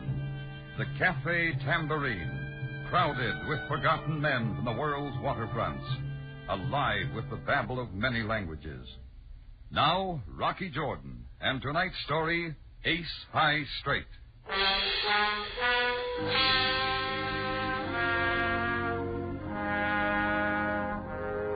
I had spent half the night before in a poker game, and I always kept drawing straights that didn't fill. Finally, I cashed in what chips I had left, wrote out an IOU for plenty, and went home to the tambourine to bed. Even in my sleep, I kept drawing to inside straights and outside straights that never filled. I got up late the next morning, and knowing my gambling friend would soon be around for his dough, I took a bag of money out of the safe in my office. I had just sat down at my desk to count it out when Chris, my bartender, came in. Hey, Rocky. Guy named Jack wants to talk to you on the front payphone. Jack who? I don't know. Just said Jack wants to talk to you. Yeah, you said that. Why'd he call me on the payphone? Shall I give him your office number? Smart thinking, Chris. Do that. Sure, Rocky. Oh, and there's a man been asking to see you out front. I told him he was busy. What's his name? Mr. Queen. Jack and Queen. Not bad with the first two cards. Cards, Rocky? Skip it. I still got poker in the brain. You want me to send him away? No, I'll see what he wants. Might as well take the phone call while I'm out there. I'll watch the money on my desk till I get back, huh? Sure, Rocky. Want to see a manager. Nothing there. Bring him to me. Bring him to me at once. As I stepped out into the cafe, it sounded like business was starting a little early. The big voice came from the big mouth of a swarthy, well-dressed Egyptian sitting at the rear end of the bar. I sidetracked over his way. I will not be treated this way. I demand respect. Where is the manager? Bring him to me. Right on tap, mister. Who are you? Name's Rocky Jordan. I own the tambourine. What's the trouble? The trouble? Everything, sir. I ask for food, and what do they bring me? Garbage. Oh, specialty. Now listen. The drinks are abominable. And where is your bartender? The service is unspeakable. Then try the Hotel Shepherd. Why come slumming here? No, you are insulting. Do you know who I am? I am Tom King. Tom King. Never heard of you. Take my advice and get some sleep. This is no time. Enough, sir. I will show you what I think of the Cafe Tambourine. Okay, Kingpin. Now we go bye-bye. Come on. Stop it, sir. Get your hands off me. I am warning you. I twisted Tom and King's arm behind him, escorted him the full length of the bar, out the front door, and discarded him with a shove 2 doors down. He retreated, still shouting insults. I brushed my hands and strolled back into the cafe. It's routine.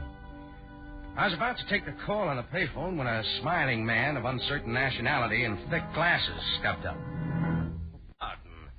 Are you Mr. Jordan? Yeah. Ah, I am Mr. Queen. Thank you. Oh, sure. I'd forgotten about you. I am a visitor in your city, Mr. Jordan. A chance acquaintance, a Mr. Willoughby, told me to look you up when I came to Cairo. Willoughby? Oh, well, have a good time. Oh, thank you. I am to meet my nephew, Junior Queen. He should be here now. We are especially interested in the mosques of Cairo. Could you direct me to the Sultan Hassan? Oh, right down the street. See, I've got a phone call waiting, so... Oh, well, just one more thing. Perhaps you can also tell me how to get to the Mosque El Azhar. Oh, sorry, I lost my tourist book. Did you know the Mosque El Azhar is the first known Egyptian use of the pointed arch? Interesting? Oh, very, very. Look, what you need's a guide. You'll find at least 3 hiding behind every lamppost. Oh, yes. Perhaps you are right. But you being a resident here, my friend suggested that you might... If you'll excuse me, that phone call... Oh, of course. Thank you very much, Mr. Jordan. You have been most kind. Most kind.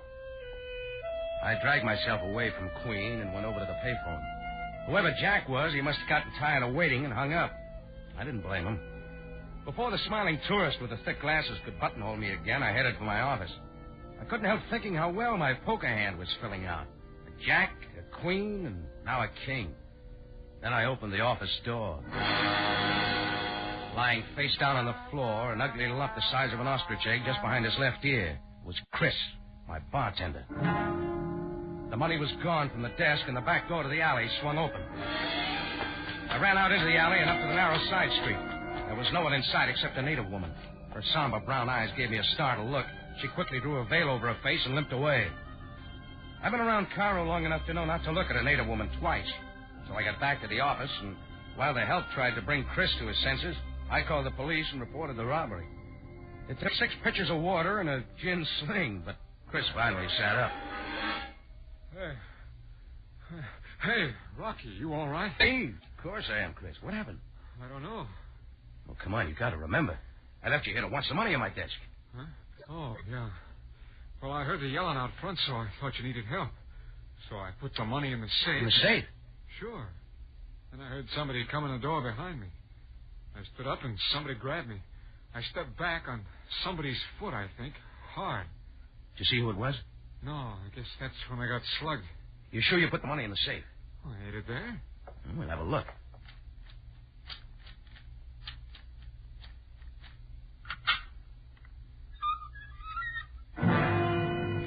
Rocky. Well, what do you know? The money was all there. Every cent of it. We had a look around the office, but so far as we could tell, nothing had been touched. There was a knock at the door, but before I could answer, in walked Sergeant Greco of the Cairo police. The usual sour look on his face. What's this all about, Mr. Jordan? Oh, Greco. Where's Captain Sabaya? Captain Sabaya is busy. He sent me to get the details of the robbery. I'm sorry to disappoint you, Greco, but it was all a mistake. One moment. I must make a full report. Now, how much money was involved? Oh, a few £100, more or less. But it's all here. Then what has been going on here? Nothing. Forget it.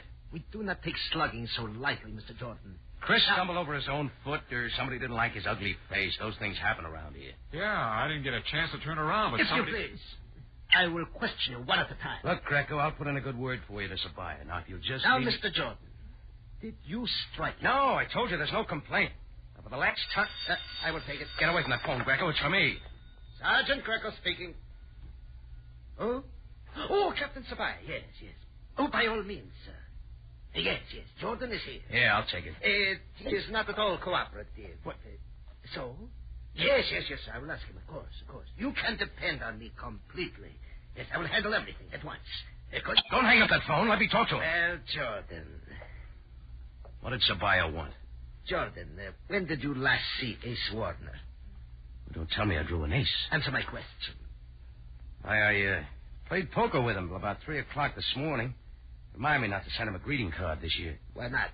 No, you won a little too easily, I thought. But I asked for it. I'll pay him off. You won't, Jordan. Ace Warner was just found in his casino, shot to death.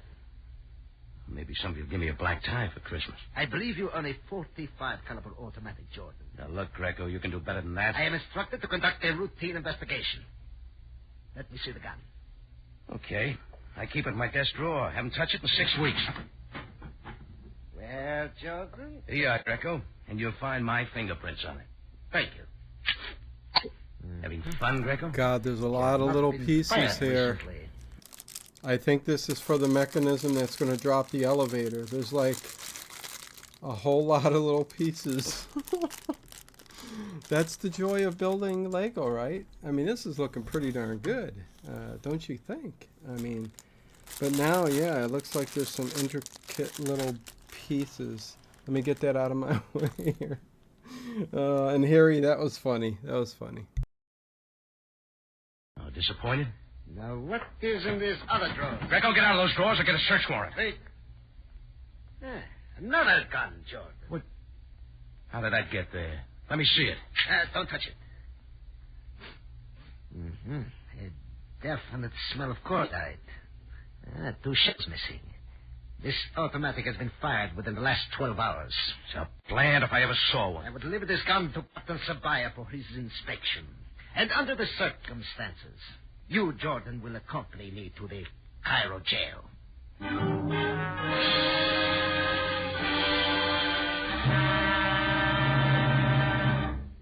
Rocky Jordan will be back in just a moment. Remember, over your CBS station every Sunday night, you'll hear not only Rocky Jordan, but Sam Spade, Dashiell Hammett's Great Private Eye, and The Whistler, one of the most popular shows on the air. Remember, this half hour each Sunday evening is the time for Rocky Jordan.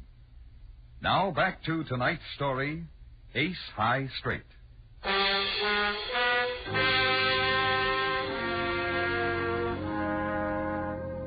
I was on my way to an Ace High Straight. A phone call from a guy named Jack who didn't wait for me to answer. A loud Egyptian named King and a smiling tourist named Queen. And finally, a murdered gambler named Ace. I wondered when the 10 would show up to fill my straight. It was no secret that Ace Warner had my IOU for plenty of money, won in a poker game the night before. But when a .45 automatic, recently fired, turned up in my desk drawer, I was taken to headquarters. Captain Sam Sabaya sent the gun to ballistics 2 doors down, kept me in his office.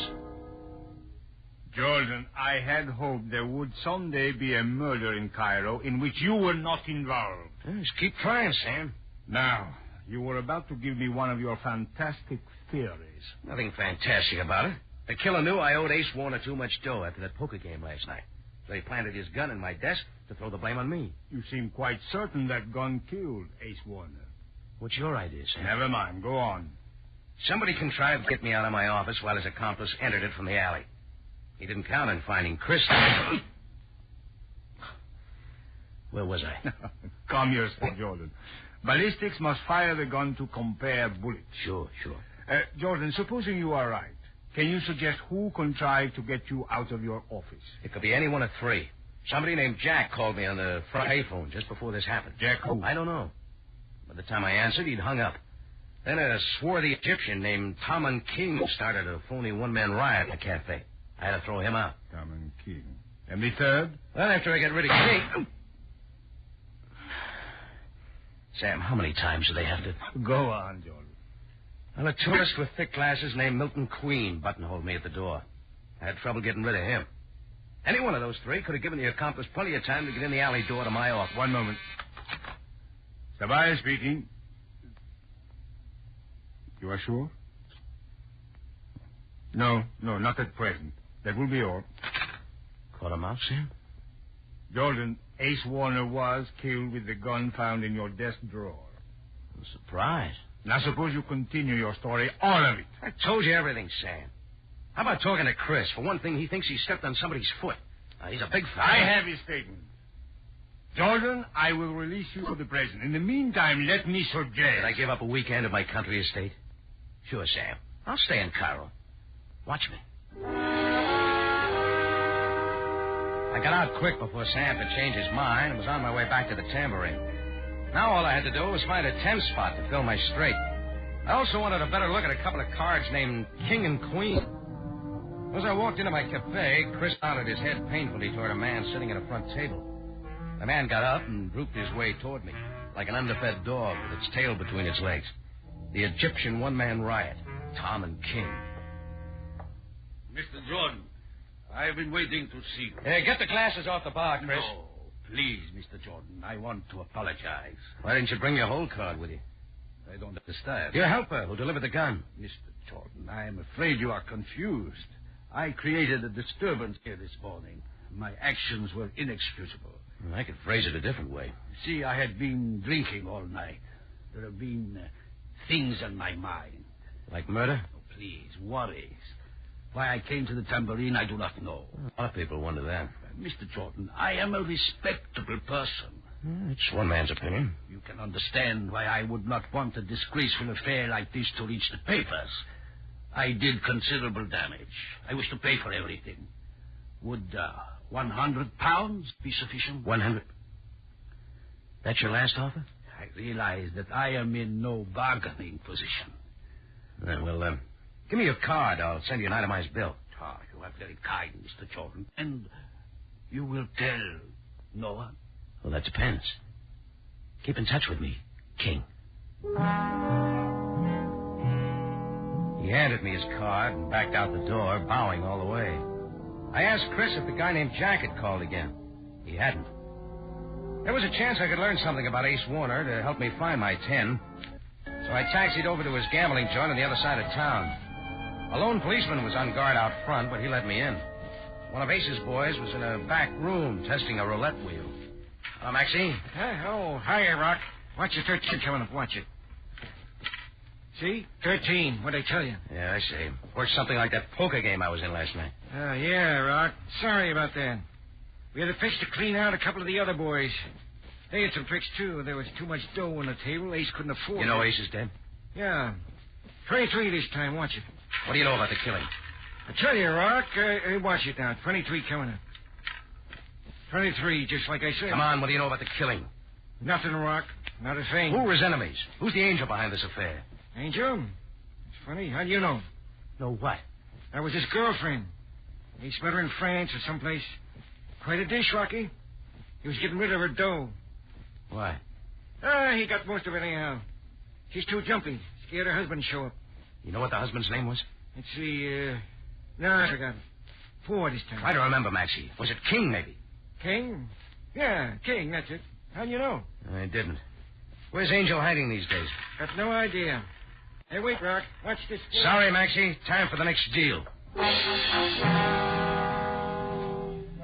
Things were beginning to gel now, but I still needed a 10 to fill my straight. I figured I'd find it back to back with a King. Tom and King had given me his address down toward the river on the other side of the bazaar.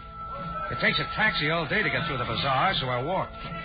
Ordinarily, I like to take in the bazaar, get a kick out of the snake charmers, who always play a little louder when a tourist walks by. I tossed a tattered musician a couple of piastres, and I saw a familiar-looking veiled native woman coming up from behind. She limped. Please don't use the P word one more time. I don't want to hear a pandemic in my chat ever. Thank you, but glad you watched all that stuff. Like the one I saw on the side street off the tambourine that morning. I wasn't sure she saw me, so I dodged into a booth and waited for her to pass. Effendi, you like my rod? Yeah, sure, but not this time. Only 2 Egyptian pounds, Effendi, for this. Thin of it. No, not interested, sorry. I see you bargain well, Effendi. Only for you 1 pound. Look, I got a rug. Now, don't bother me. Effendi, you will ruin me. Half a pound and 40 piastres. I'm not buying anything. Let it go of me, will you? Very well, but only for you, Effendi. Half a pound. No less, not a million less. Wait, come back. By the time I got out of the booth and shook the excited peddler off, the veiled native woman was way down the street. I thought I saw her turn in somewhere, but I wasn't sure. Anyhow, I couldn't have followed her. Like I said, a foreigner doesn't look at a veiled woman twice if he values his life. So I hurried on down the street. As I passed an open-air cafe, I changed my course again. Another one of my cards had turned up. He sat at a secluded table sipping tea. Across from him sat a shy, brown-eyed boy of uncertain age. I went up to their table. Why, Mr. Jordan. Mr. Milton Queen, I believe. This is a pleasure. May I present my nephew, Junior Queen? How do you do, sir? Oh, yes, we've met. We have? Why, Oh, no, I was to meet him this morning, but he had not arrived when I talked to you. Oh, yeah, of course. A logical mistake. Ever played poker, Mr. Queen? Poker? No, I'm so sorry. It's so kind of you to invite me. I just thought you might know Ace Warner. Warner? Ace? No, I'm afraid not. But I would enjoy meeting him. There are so many friendly people in Cairo. Oh, Mr. Jordan, I must confess a very foolish mistake. You must? Yeah, here he was at you my will door. recall I said the Mosque Al-Azhar was the first Like, Harry, I'm Egyptian getting back example to of the pointed stream. arch. Mm-hmm. I was wrong. It was the Ahmed Ibn Tulun. Stupid of me, but... Think nothing of it. See you later, Mr. Queen. You too, Junior. Goodbye, sir. Oh, won't you have some tea with us, Mr. Jordan? Tea? No, thanks. Kills the taste of the lemon. As I left the table, I wondered why I said I had met Junior before. I thought I had a good memory for faces. Well, I found Tom and King's address, a large brownstone modern apartment house. But King wasn't in. The clerk said he'd been out most of the day. I waited around the lobby for a while, then stepped into a phone booth and called the tambourine.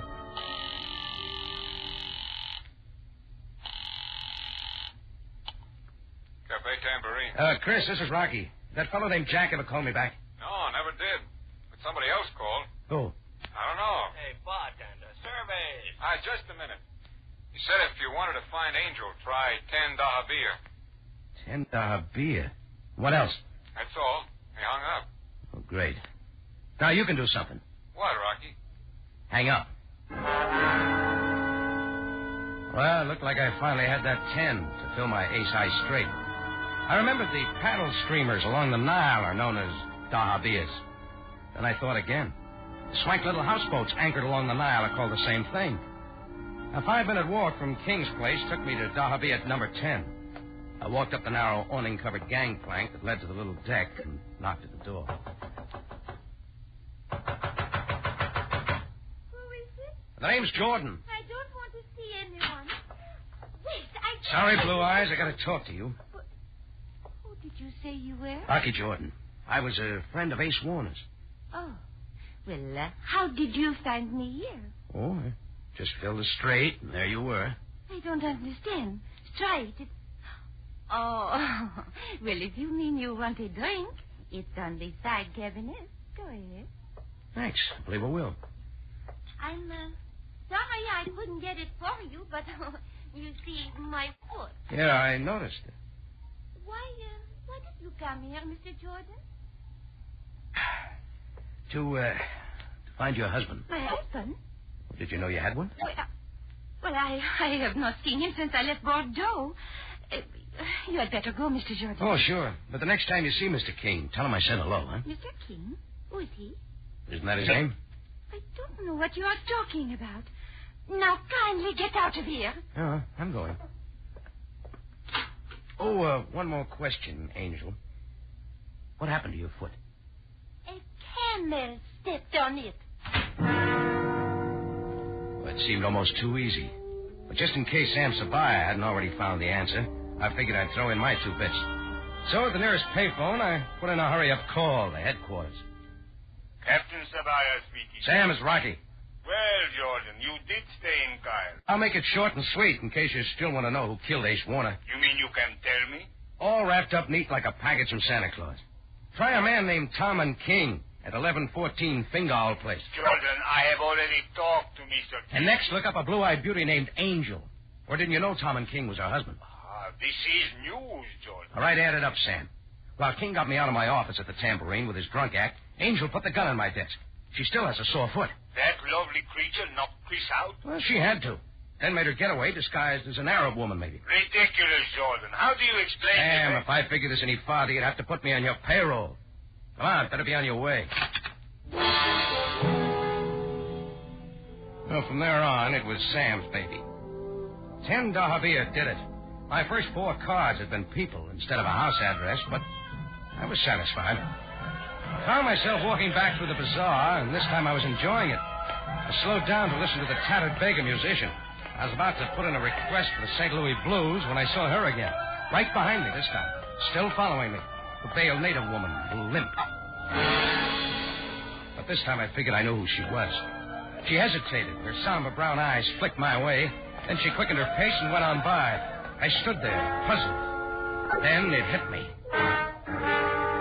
My house of cards collapsed like a tent in a sandstorm. Rocky Jordan, the prize sucker of Cairo. Sure, I figured it. Just enough to leave a girl named Angel at the mercy of a killer and get another murder rap pinned on me. This time I didn't dare let the veiled woman get out of sight again. I turned and started after her. 3 natives eyed me suspiciously and fell in behind. She saw me coming and limped faster. Then she began running. So did I. And with every step I picked up another native bent on mayhem. There we went. The veiled woman, followed by me, followed by a pack of Muslims, right through the bazaar of Cairo.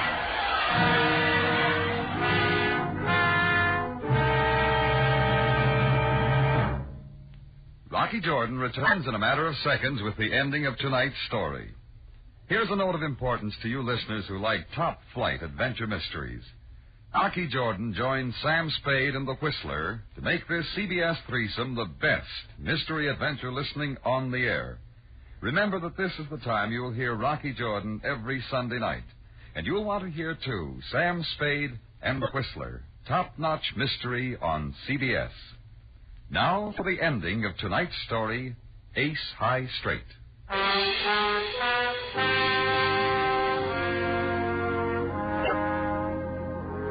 If you're ever in Cairo and crave excitement, try following a veiled woman. You'll get it.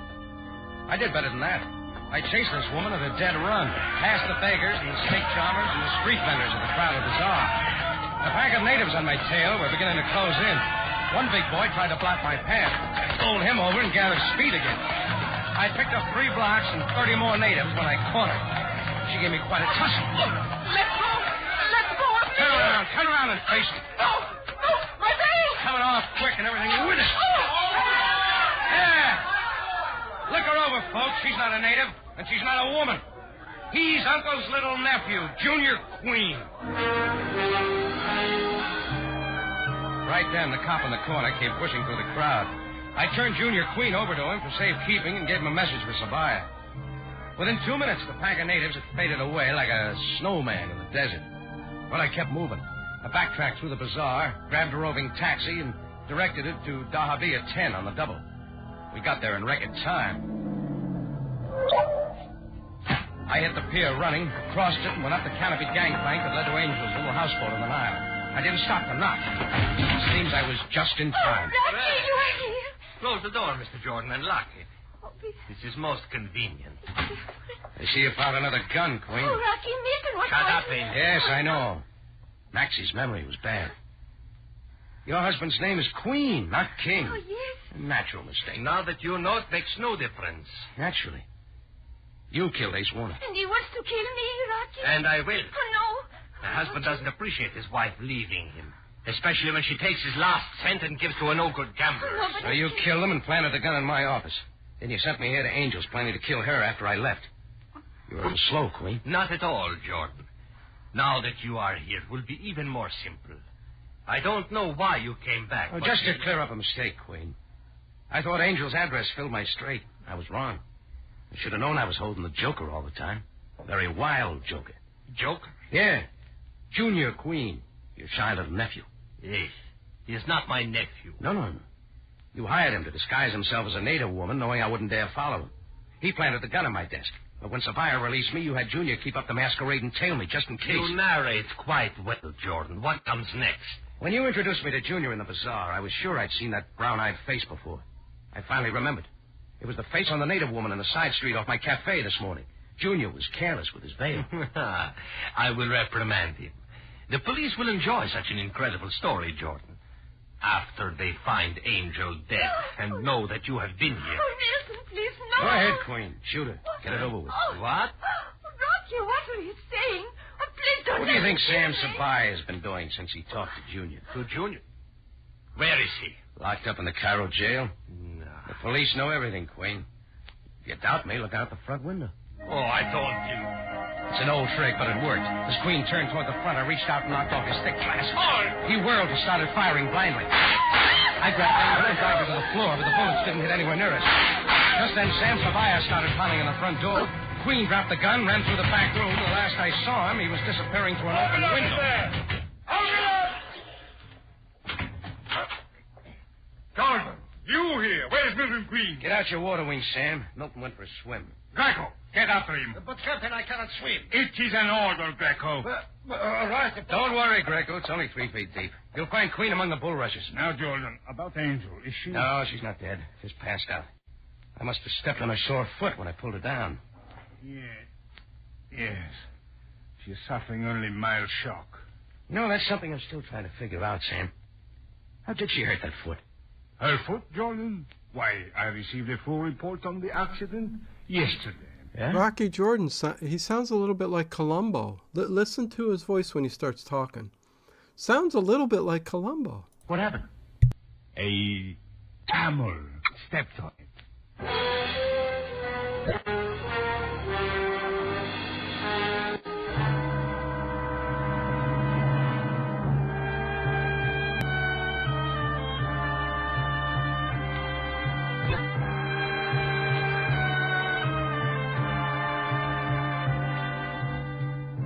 Rocky Jordan is presented from Columbia Well, now he's Square not gonna in say Hollywood nothing. and stars Jack Moyles in the title role. Tonight's story was written by Gomer Cool and was produced and directed by Cliff Howell, with original music by Milton Charles.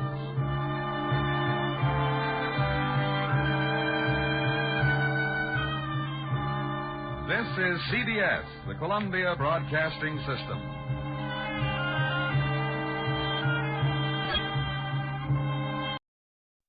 I hate that little that you get in the audio on some of these old shows. Nothing you could do about it. It's just like a little flub. But yeah, he sounded a little bit like Columbo to me. Yeah, listen, we got another gear up there. I mean, this thing's getting tall. Another gear here, which is probably going to connect down through the gears here. You know, there's gears everywhere, honestly. I still don't know how this is going to turn, but we'll find out. Then there's the wheels there. So that's going to be quite the drop. That is going to be fun. But I've got a lot of little pieces like this that don't look fun to put together. It's going to take a while. It makes like a chain. So I think I have to make a super long chain that goes all the way down here to the other one. And then, yeah, I think that's what's going to happen. If that's the case, man, whew, it's going to take a little while. Anyways, hot dogs were the fingers. What the heck? Anywho, let's continue. I'm getting hungry. 87 views so far, so definitely not bringing... I think I brung the people over from the Late Late Horror Show who are going to want to come over. I don't know whether to do a stream and let people know over there what I'm exactly what I'm doing over here. You know, listening to some old time radio, something a little bit different, putting together the Legos, or they're just not interested. But yeah, 88 views. We've been going 2 hours. Hey Dino, do you have a name for the haunted house? Well, it's got a name on the front of it. Manor von Baron is what it's called. It's called Manor von Baron. If you see right here the plate, so it's Manor von Baron. That's the name of it. So they did name it. Dino's hungry after your hot dog finger. Hot dog finger. Wait, who's got hot dog fingers? Not me. Are you saying I got hot dog fingers? What's going on there? What's going on? Far from hot dog fingers. Yeah, Bella Lugosi. Yeah, those. I don't got hot dog. Maybe you were talking about something else in the chat, but no hot dog fingers here. Anyways, I don't know. Hot dog finger food, maybe. I don't know. Anyways, yeah, let's hot dog fingers. I have a story that is a mystery our family since happened to Halloween. You listen to you guys all talking Halloween stuff. That's cool. Anyway, let's continue with this build. I suppose, although I'm getting hungry, I would have to finish this up later. We were discussing Halloween decorations and hot dog pieces for body. Halloween party. Food passed as body parts. Gotcha, D, Chris.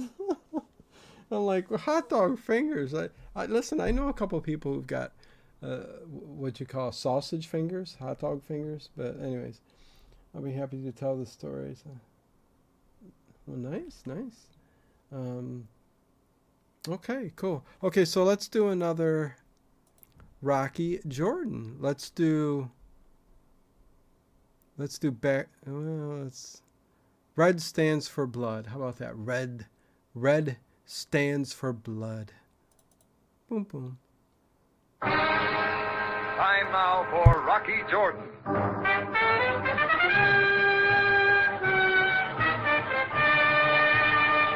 Yeah, I'm loving it. Loving the Halloween talk.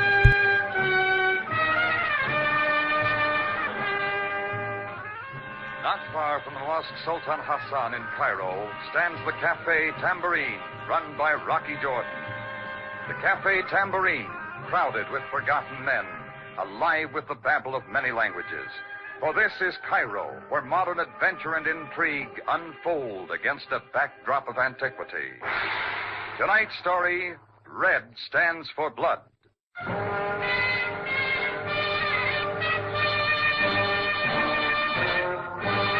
Yeah, sorry, well, I guess this isn't useless. You still get to see what I'm doing down here. It gets cold in Cairo at night. Okay. Friday night was particularly cold, and the tambourine was doing well. I just put in a session at the till and had started over to my office when Chris called me to the phone. A man was at the other end of the line, and his voice wavered like a palm tree in a windstorm. Mr. Jordan. Yeah? My name is Jan Melnick. I wish to inquire about renting your Cafe Tambourine for an evening. Oh, it can be done. I'm expecting to have a big party, and I thought, well, if we could get together on certain details. Well, we could certainly try. Could you come to see me?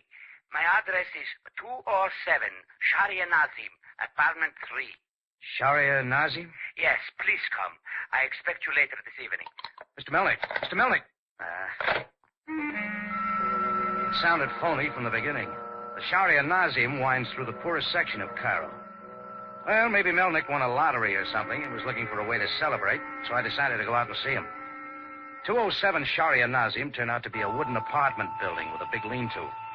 It was old and dirty, and it figured to be put together by a pile of scrap wood somebody fished out of the Nile. But I'd come a long way to see Melnick, so I wasn't going back. I went inside and started down a dark, creaking hallway looking for apartment 3. It finally showed at the end of the hall, and I rapped on the door. Nobody answered, and I tried again. Then a voice came floating back at me from inside the room. Yes? Who is there? Jordan, I'm looking for Mr. Melnick. Oh, all right.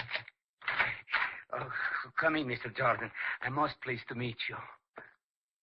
He had thrown open the door to let me in. I got my first look at him. He was short and fat, and he wore a hearing aid, the battery kind.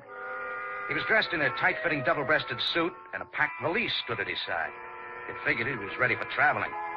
A nervous look covered his face, but going on, somehow, GB? when I came in, he relaxed. Yes, Mr. Jordan. Most pleasant to meet you. Haven't I seen you around Cairo before? Perhaps you have. I've been in your city for some time. Street photographer, isn't that it? That is correct. Take pictures of tourists against some Cairo backgrounds and sell them the shots for a few piastres. And that is the manner in which I have made my living since the last war drove me out of my homeland. Well, business must be pretty good if you can rent the tambourine for a night.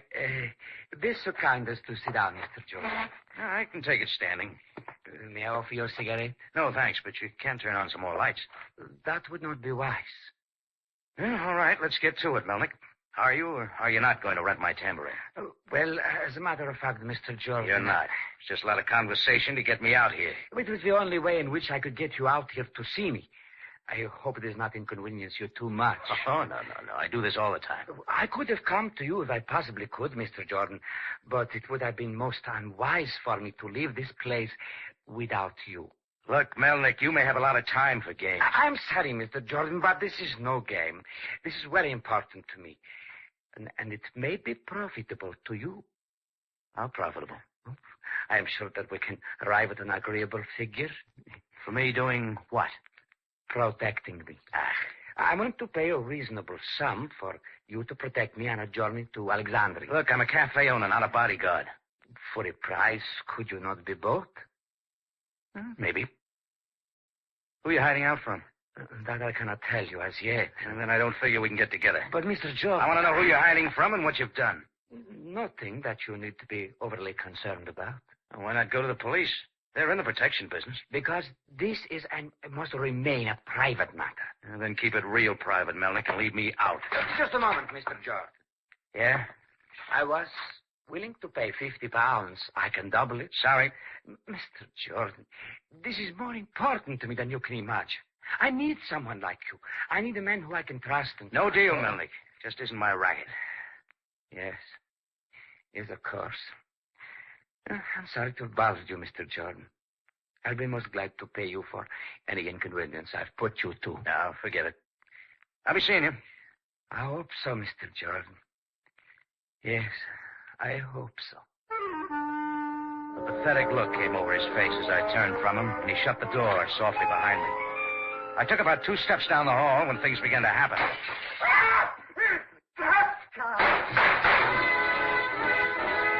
I threw open the door and looked inside. Melnick was hugging the floor, and there was a face outside the broken window. It was big, and it was red. It was topped off with a flock of red hair and a beard to match. And its owner was packing a smoking gun and an ugly look. When he saw me, his free arm came up to cover his face. I saw his gun move, and I ducked back into the hall as he tried for me with the bullets he had left. It's crazy, man. It's tall. It was quiet. I looked inside. The face was gone. Nothing was there. Just Melnick lying in a pool of blood on the floor. Dead.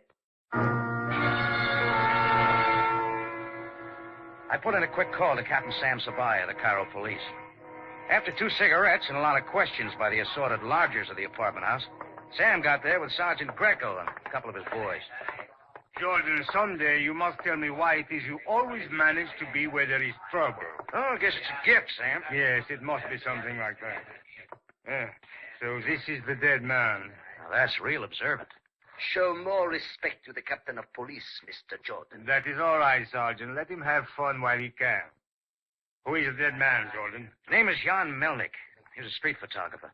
Hard of hearing, I see. This is somewhat of a novelty for me, a corpse with a hearing aid. Sergeant. Yes, Captain. You will examine the body and the room. Jordan and I will be in the hall. Yes, of course, Captain. Jordan, come outside. We have some things to talk about. Well, go ahead, Sam. You're in charge. What were you doing out here, Jordan? Drumming up some business. Jordan, I must ask you to But that's cooperate. it, Sam. He called me up, said he wanted to rent the tambourine for a night. When I got out here, I found out that he was a fake. He really wanted me to take a trip with him to Alexandria. What for? Bodyguard. Who was after him, Jordan? He didn't say. Are you sure he didn't say? Oh, ease off, Sam. You're getting a lot of information. I think I can give you the killer's name. Well, this is, as you would say, a switch. Yeah. Well, Melnick called out Kafka just before he was killed. Kafka? You can supply a description of the man? All I saw was his face. Looked like a stop signal. Well, I'm going to finish this episode out. There's 21 more minutes. I'm going to let it play, but it looks like the hard part has come. And it's all these... It looks like I've got 100 of these little things right here that are going to make a chain.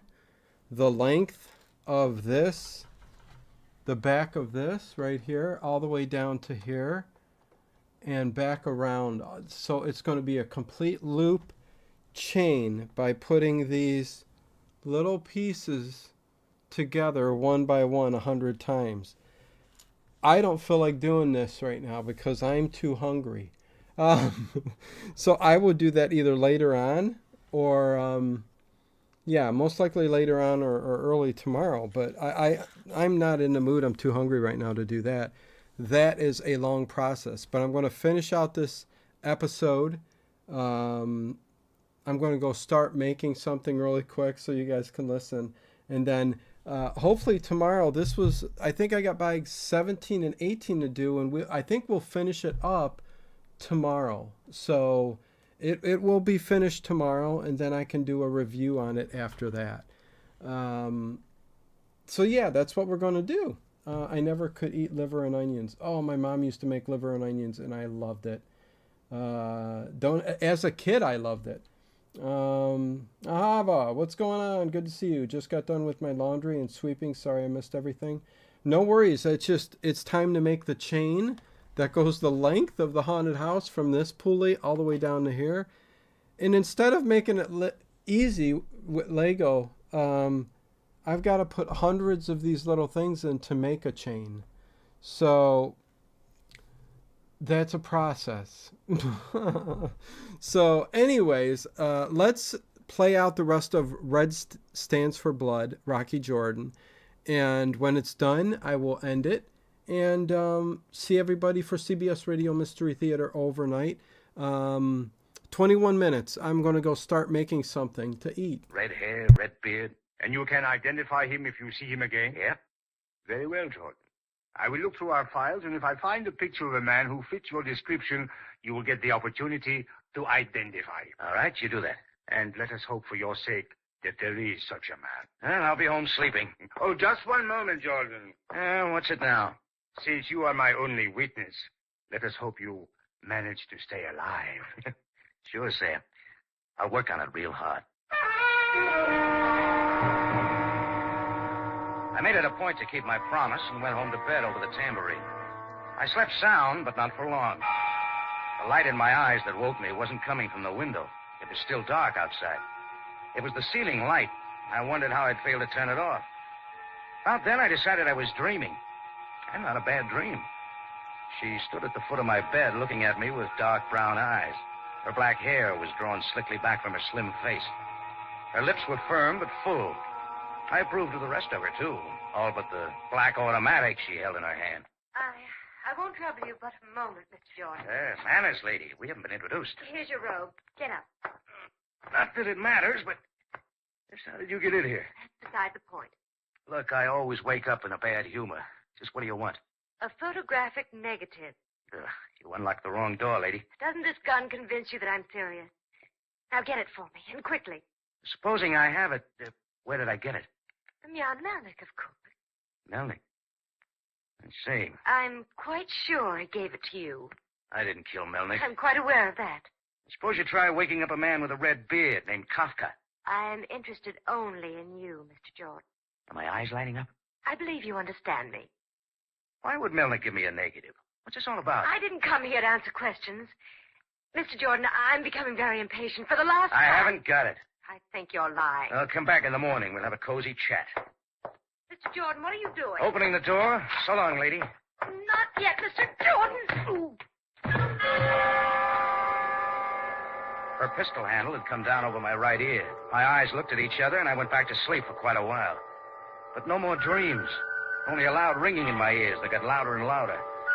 I reached out to shut off the alarm clock, and all I found was the edge of the rug. I was still on the floor. The ringing continued. I finally got up and stumbled over to the table.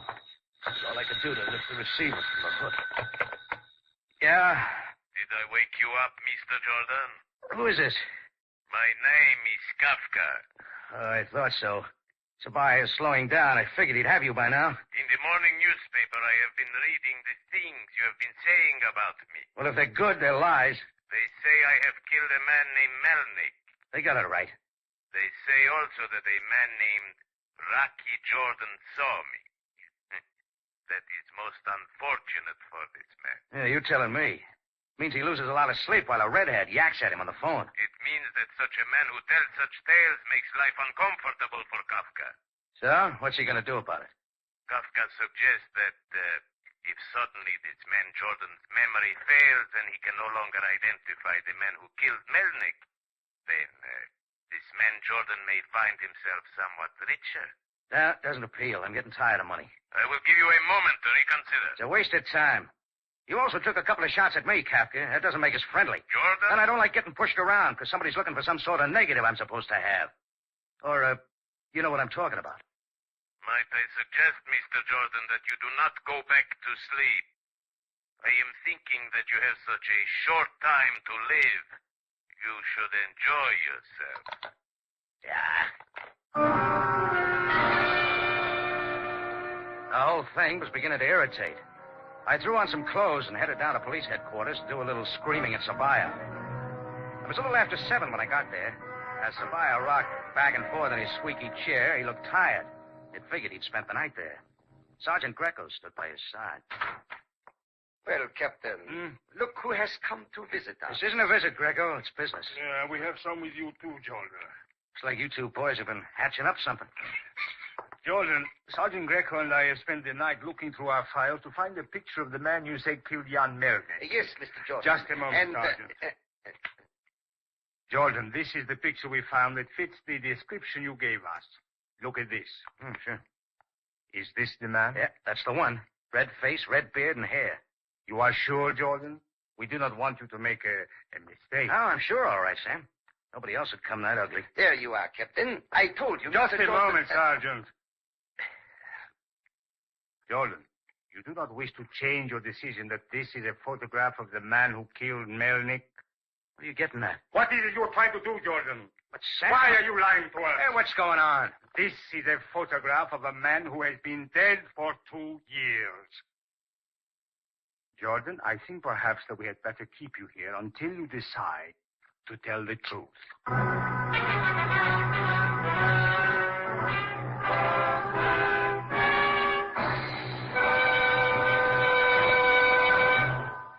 Let's pause for a moment. Jack Moyles returns as Rocky Jordan right after these messages. The 60 Greatest Old-Time Radio Show starring Frank Sinatra and Friends. Radio Spirits presents a collection of 60 rare radio episodes guest starring Frank Sinatra. Here's Sinatra on Suspense, Jack Benny, Rocky Fortune, and the Lux Radio Theater, to name only a few. You'll also receive a 64-page booklet with photographs and show histories. Order now and save $20 off the $59.98 catalog price. Pay just $39.98 during this limited-time offer. Call now, 1-800-RADIO-48. That's 1-800-723-4648. Or order online at MediaBay.com. And now, Jack Moyles returns as Rocky Jordan in Red Stands for Blood.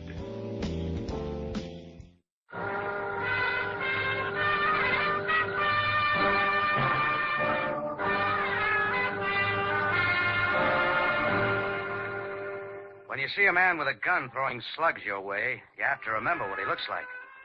I'd have bet my last piastre I could identify the red face, red hair, and beard of the man I saw kill Jan Melnick. And when Captain Sam Sabaya pulled that man's picture from the police files, I said he was the one. I was still sure of it when Sam pulled the clincher. According to police records there at headquarters, the killer I had identified had been dead for 2 years. I didn't like the way Sam and his number one boy, Sergeant Greco, were looking at me. Now, Jordan, perhaps you will be more careful with your information.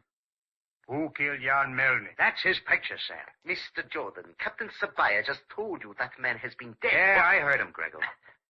What's the lowdown on Kafka, Sam? He was a native of Turkey, an international thief who would stop at nothing. That much I'll believe.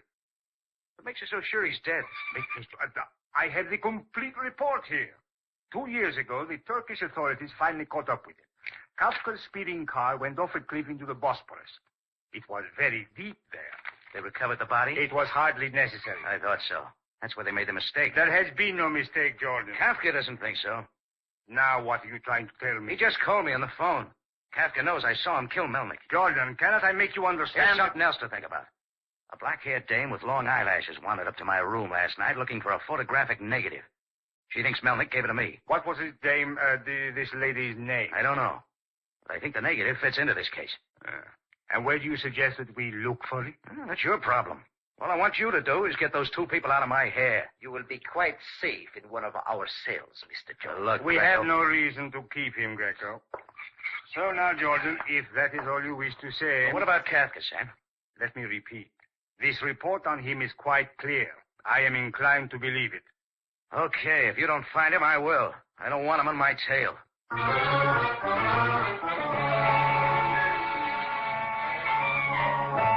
There was a photographic negative somewhere in Cairo that was hot enough to set up a murder. Jan Melnick had died for it. I might be next. I wanted to know why. I went back to the place on Sharia Nazim where I had found him in his room. I found out two things. He had rented the room a short time before, but hadn't lived in it. And he had a wife. Their home was down on the Nile waterfront in the worst part of Cairo. So I looked it up. You could call it a home if you like. It was worse than a shambles. Not fit for one of the starved dogs that roam the dirty streets. Who is it? Mrs. Melnick? Yes. I'm Rocky Jordan. Oh, you are the man who saw my husband killed. That's right. I'm sorry, but there are a few things I'd like to ask you, Mrs. Melnick. Well, won't you come in, Mr. Jordan?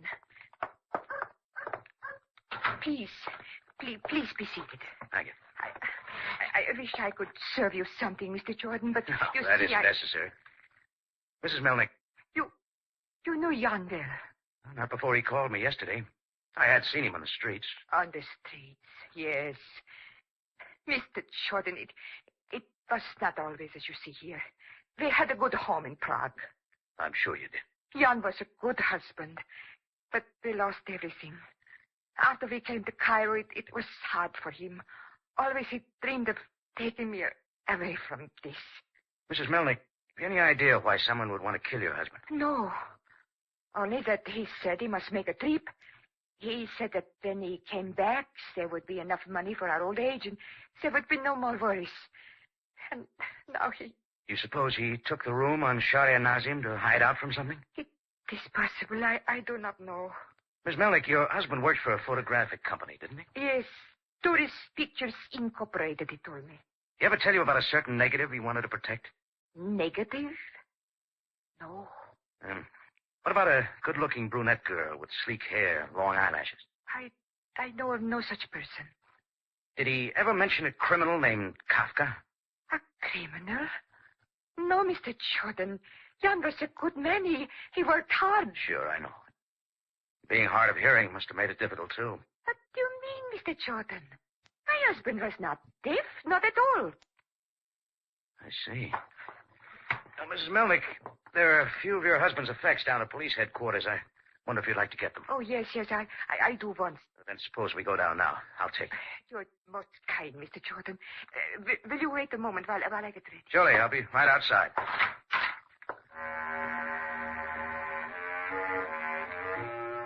I went down a few steps and looked out across the river. I'll never know why, but in a split second, I glanced back to see the flash of a knife. It clipped my ear and sailed out into the Nile. When I saw where it came from, I saw red. All red. Face, hair, and beard. And Kafka came from my throat. I was braced for him, and we rolled together across a narrow landing and into the river. I was underneath, and he held me there in the shallow water. My hand found his beard, and I dragged him down with me. He couldn't take it too long. His fingers loosened, and we were up. I hung onto his beard and flailed away at his ugly face. Then he slipped loose, and his boot heel sunk in below my stomach. When I came up, Kafka was halfway up the bank and running. Get a good look at that guy, Mrs. Melnick. He's the guy who killed your husband. I saw him. He was trying to kill you. Yeah. All right, now, let's keep our date at headquarters.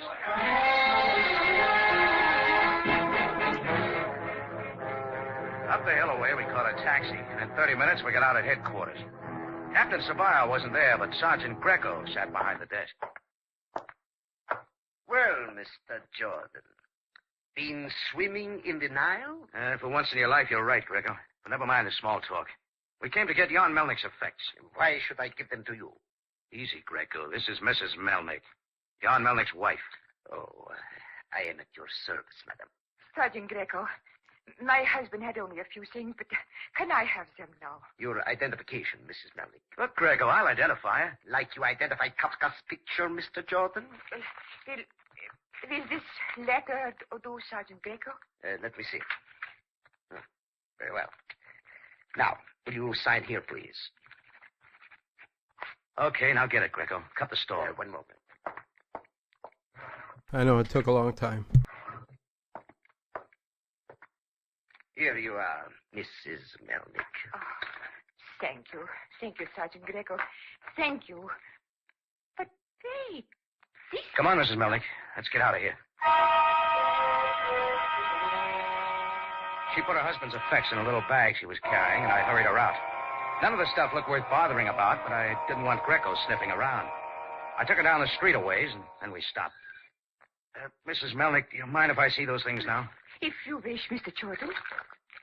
These did belong to your husband, didn't they? Oh, yes, the watch, and but this is not his. What is it? It's a hearing aid. He was wearing it when I saw him last. Jan had no need for this. Let's have a look. What are you doing, Mr. Jordan? He had some reason for wearing this, Mrs. Melnick. Maybe something inside. Yeah. What is it? It's a negative. But it is so tiny. It's microfilm. Too small to make out anything. Will you take it to the police? Let Greco get it. I'll find out what this is all about. Miss Melnick, suppose you go to my cafe tambourine. If you wish, Mr. Jordan. But why? Just wait for me there. When I see you again, I figure I'll be able to explain everything. Thank you.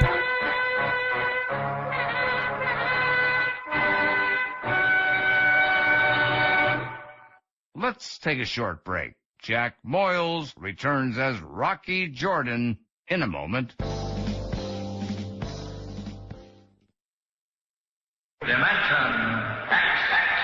George Burns and Gracie Allen. Hopalong Cassidy. Edgar Bergen. The Shadow. John and Blanche Bickerson. The Whistler. Choose from among thousands of downloadable old-time radio shows and spoken word titles at MediaBay.com.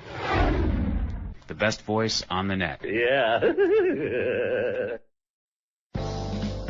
And now, Jack Moyles returns as Rocky Jordan in the conclusion of Red Stands for Blood.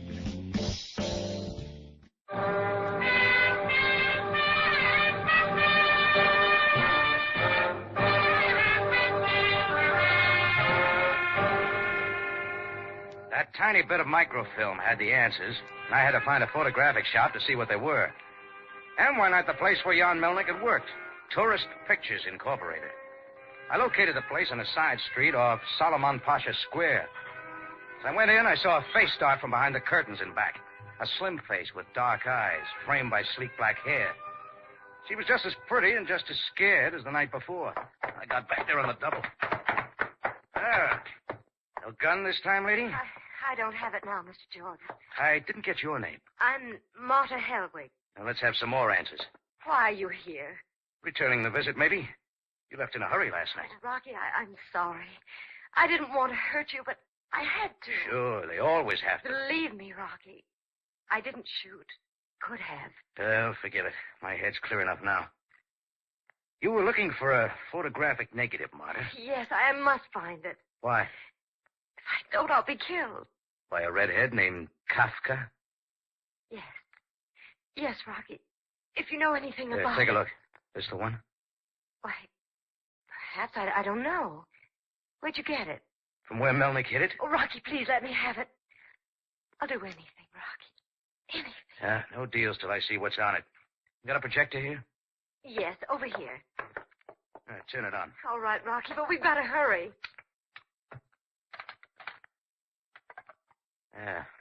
Wait a little bit of focus. Rocky, that's the one. Taken in front of the Grand Theater. Who's the Egyptian? I don't know. But you see who's in back. Sure, no surprise at all. It's Kafka. Yeah, but he looks a little surprised. You understand now, Rocky. Yeah, everything. Jan Melnick just happened to snap this picture, and Kafka was in it by accident, along with the date of the next picture showing at the theater. So he's located in Cairo, date and all. That's right. When Melnick developed the negative, he must have recognized that ugly face. So he put it on microfilm and planned to get it to Turkey, where there was a price on Kafka's head. Only Kafka found out. Where do you fit? Well, Kafka came to me, offering me a price if I would get the negative and return it. Seemed the easy way for him. That bump in my head didn't pay off, Martha. But, Rocky, that wasn't all. He said if I didn't get it for him, that I needn't plan my breakfast for this morning. You see now why I was desperate. Did he show up? No, not yet. But now we can give it to him. No, nothing doing. Get your coat, Martha. Oh, please, Rocky. Get it. We're going to Sam Sabaya to prove that Kafka's alive. All right, Rocky. I'll be right back. I'll just take this film. Just leave it there, George. Huh? Leave it in the projector. I will get it. Kafka. Yes. Now get back. I use a pistol better than a knife. You showed up a little too late. In time to get what I want. Mission accomplished, huh? No, not yet. I warned you to lay off, Jordan. You know too much. Now what do I get? This, Jordan. I braced for the slug, but it didn't come. Kafka just looked at me. His gun dropped from his hand, and he went limp, like the hump on a starving camel. Marta stood in the Hey there, doorway. Overkill with an Color gone O. from her dark eyes. Well, I see you found your gun again. Yes, I found it. Who was it for? Kafka or me? Does it make any difference? No. No, you're in the clear now, baby. You can relax. Suddenly, she did, but I got to her before she slid to the floor. From then on, things were more pleasant. When she was steady again, we paid Sam Sabaya a visit. He was real pleased, but Greco wasn't because he got the job of taking care of Kafka. I made a date with Marta to meet her later, and then Sam and I went to the Tambourine, where Mrs. Melnick was waiting. So that is what Jan was trying to do. But why? Mrs. Melnick, your husband had only the highest motives in his effort to get Kafka's photograph to the Turkish authorities. He knew he was asking for trouble. He figured the risk was worth it. For your sake, Mrs. Melnick. Unfortunately, he was dealing with a desperate criminal. The whole affair is most regrettable. However, there is one consolation. Yes? The Turkish government had a price of 1,000 pounds on Kafka's head. I am sure Jordan will agree that the money goes to you. Of course, Sam. Kafka would never have been found if it hadn't been for Jan Melnick. That is true. I only wish he'd realized that my own comfort was not so important to me as our life together. But Jan thought only of me. He was a good man.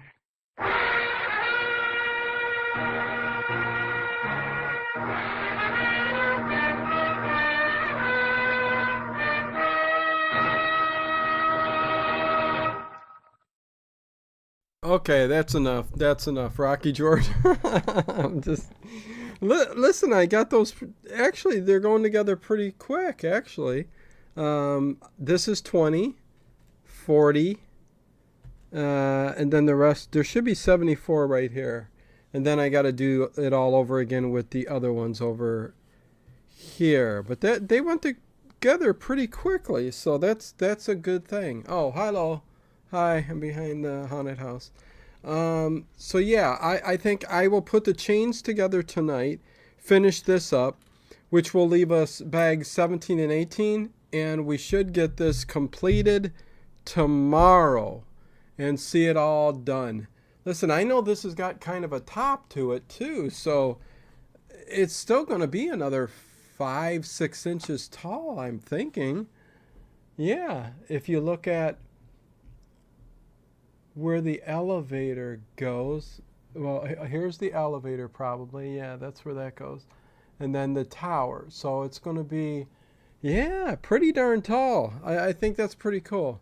I'm liking this. This is really, really, and then once I put it into my city, at the end of the tables, listen to what I'm going to do at the beginning here. With the city I've got, I'm going to put 2 tables going in like a T, and the roads are going to lead straight down the road to where the haunted house is going to be up on a hill with cemetery in front of it. It's going to be really, really cool. Can't wait to work on that. As soon as I'm done with this, I will figure a way to start getting the hill together. So, yeah, this thing looks pretty darn good. Thank you, Sislovsky. You're doing a great job in building the Lego Haunted Mansion. Thank you, thank you. Okay, tomorrow sounds great. Thank you, Chris W. and Harry Scott. Yes, don't forget a comment after the stream ends. Please put a comment. As soon as I put end, the stream will still show up, and you can put a comment there underneath. Please do that. And make sure you hit that thumbs up button and all that good stuff. And I will see everybody tomorrow for stream number 5, the final 5th stream, and we will be done with it. So thank you. CBS Radio Mystery Theater over on the Late Late Horror Show. Make sure you guys check that out. Timestamp